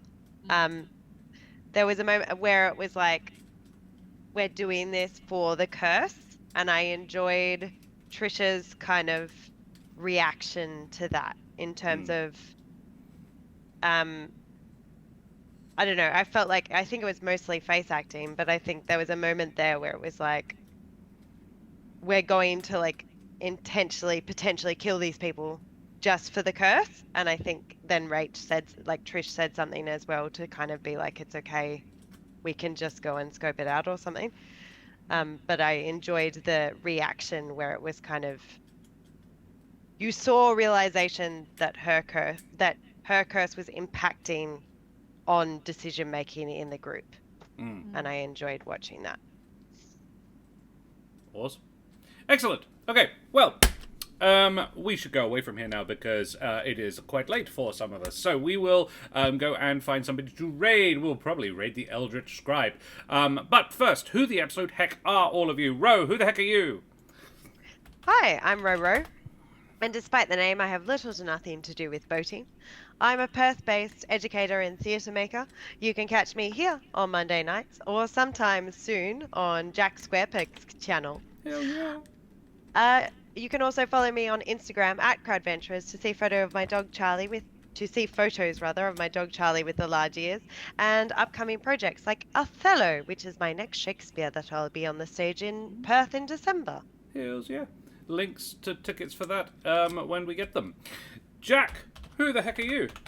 Hello, everybody. My name is Jack O'Brien. I am an actor, writer, and professional game master. You can find me at www.dungeonmasterforhire.com.au and on the socials at Jack Squarepeg, as well as on YouTube. I'm pretty sure you can find it at youtube.com/Jack Squarepeg at this point, where there is going to be very soon 60 to 90-minute episodes of Pulp Cthulhu set in the Wild West. So if you enjoy our very row, if you enjoy Dan, who has been on this channel before, if you enjoy westerns, if you enjoy undead shit coming up and weird science and all sorts of pulpy goodness, come by and have a good time with us. We'll be very excited to show you when it's ready. Some of them might be 69 minutes. You don't know, Bishop Blood. I'll make a aim point for that now. Yeah. Yeah. As long as you'll be my first sub if I do that, right? Yeah. Never sub in a 69. Ellie B, who the heck are you? Hi, I'm Ellie B. I was the serial lurker of D&D streams, and then I was dragged into this one, which I'm thoroughly enjoying, and you can see me here most of the time. Excellent. And Rachel, who the heck are you? Hello, my name is Rachel Fukar. I'm a writer, actor, creative trash at large. You can find me on various social media at Rachel Fukar, because that name is always free for yours truly. And you can find the book that I wrote, The Rings of Mars, right here on the internet. And if you don't read it, I will come into your cave and I will subtly interrogate you until I've decided that you're evil. I don't care how long it takes. I will find the evil in your soul and expose it to the light. So, read my book if you don't want that to happen. Read the book, the Lindbergh baby. I don't have a cave. He says from his cave. Please don't sit on my fridge. Fan cave, right? Hey, look, it's a corner. Yes. And the mouth is only vaguely dog-shaped. All right. And Mesdames et Messieurs, Dame und Herren, and beings of indeterminate gender and persuasion, I be Josh the Pirate. You can find me here on my channel, Corsair's Cove, where I run D&D and other RPG-related games with me lovely wife, Karen, the mother of bunnies, and all my splendid friends. Karen and I will be back tomorrow night for some more Baldur's Gate 3, because Karen's still playing through it. I mean, heck, I actually haven't finished it yet, but I'm pretty sure she'll be up for streaming tomorrow night. And then on Thursday evening, we may do something then as well. The jury is out on what exactly, but we'll probably do something. Maybe some more Jackbox games, if anybody fancies joining us. Then, next week, more Humblewood. But, new starting time, 6 p.m., unless Ellie has another meeting. I'm sorry. It's okay. I honestly had forgotten that we had moved the starting time, so it worked out well for everybody. Yeah, next week, 6 p.m. AWST, back for more Strumblewood, or whatever you want to call it, to see how this whole wolves in sheep's clothing situation, prowler in Mapatch clothing plays itself out. I'll workshop that one. I'm sure it's going to be a very good title next week. We are proudly supported by Wooten Forge Gaming Accessories and the wonderful Troll Lord Games. The music tonight has been Sirenscape. We've been lovely. You've been lovely. Everyone's been rather splendid. We will go away from here now and raid the Eldritch Scribe, guys. So, throw your favorite raid emotes up in chat. Tell Des, Raph, and the others where you came from. Show them the love like we always do. And we will see you same bat time, same bat channel tomorrow evening for some more Baldur's Gate. Say goodbye, everybody. Goodbye, everybody.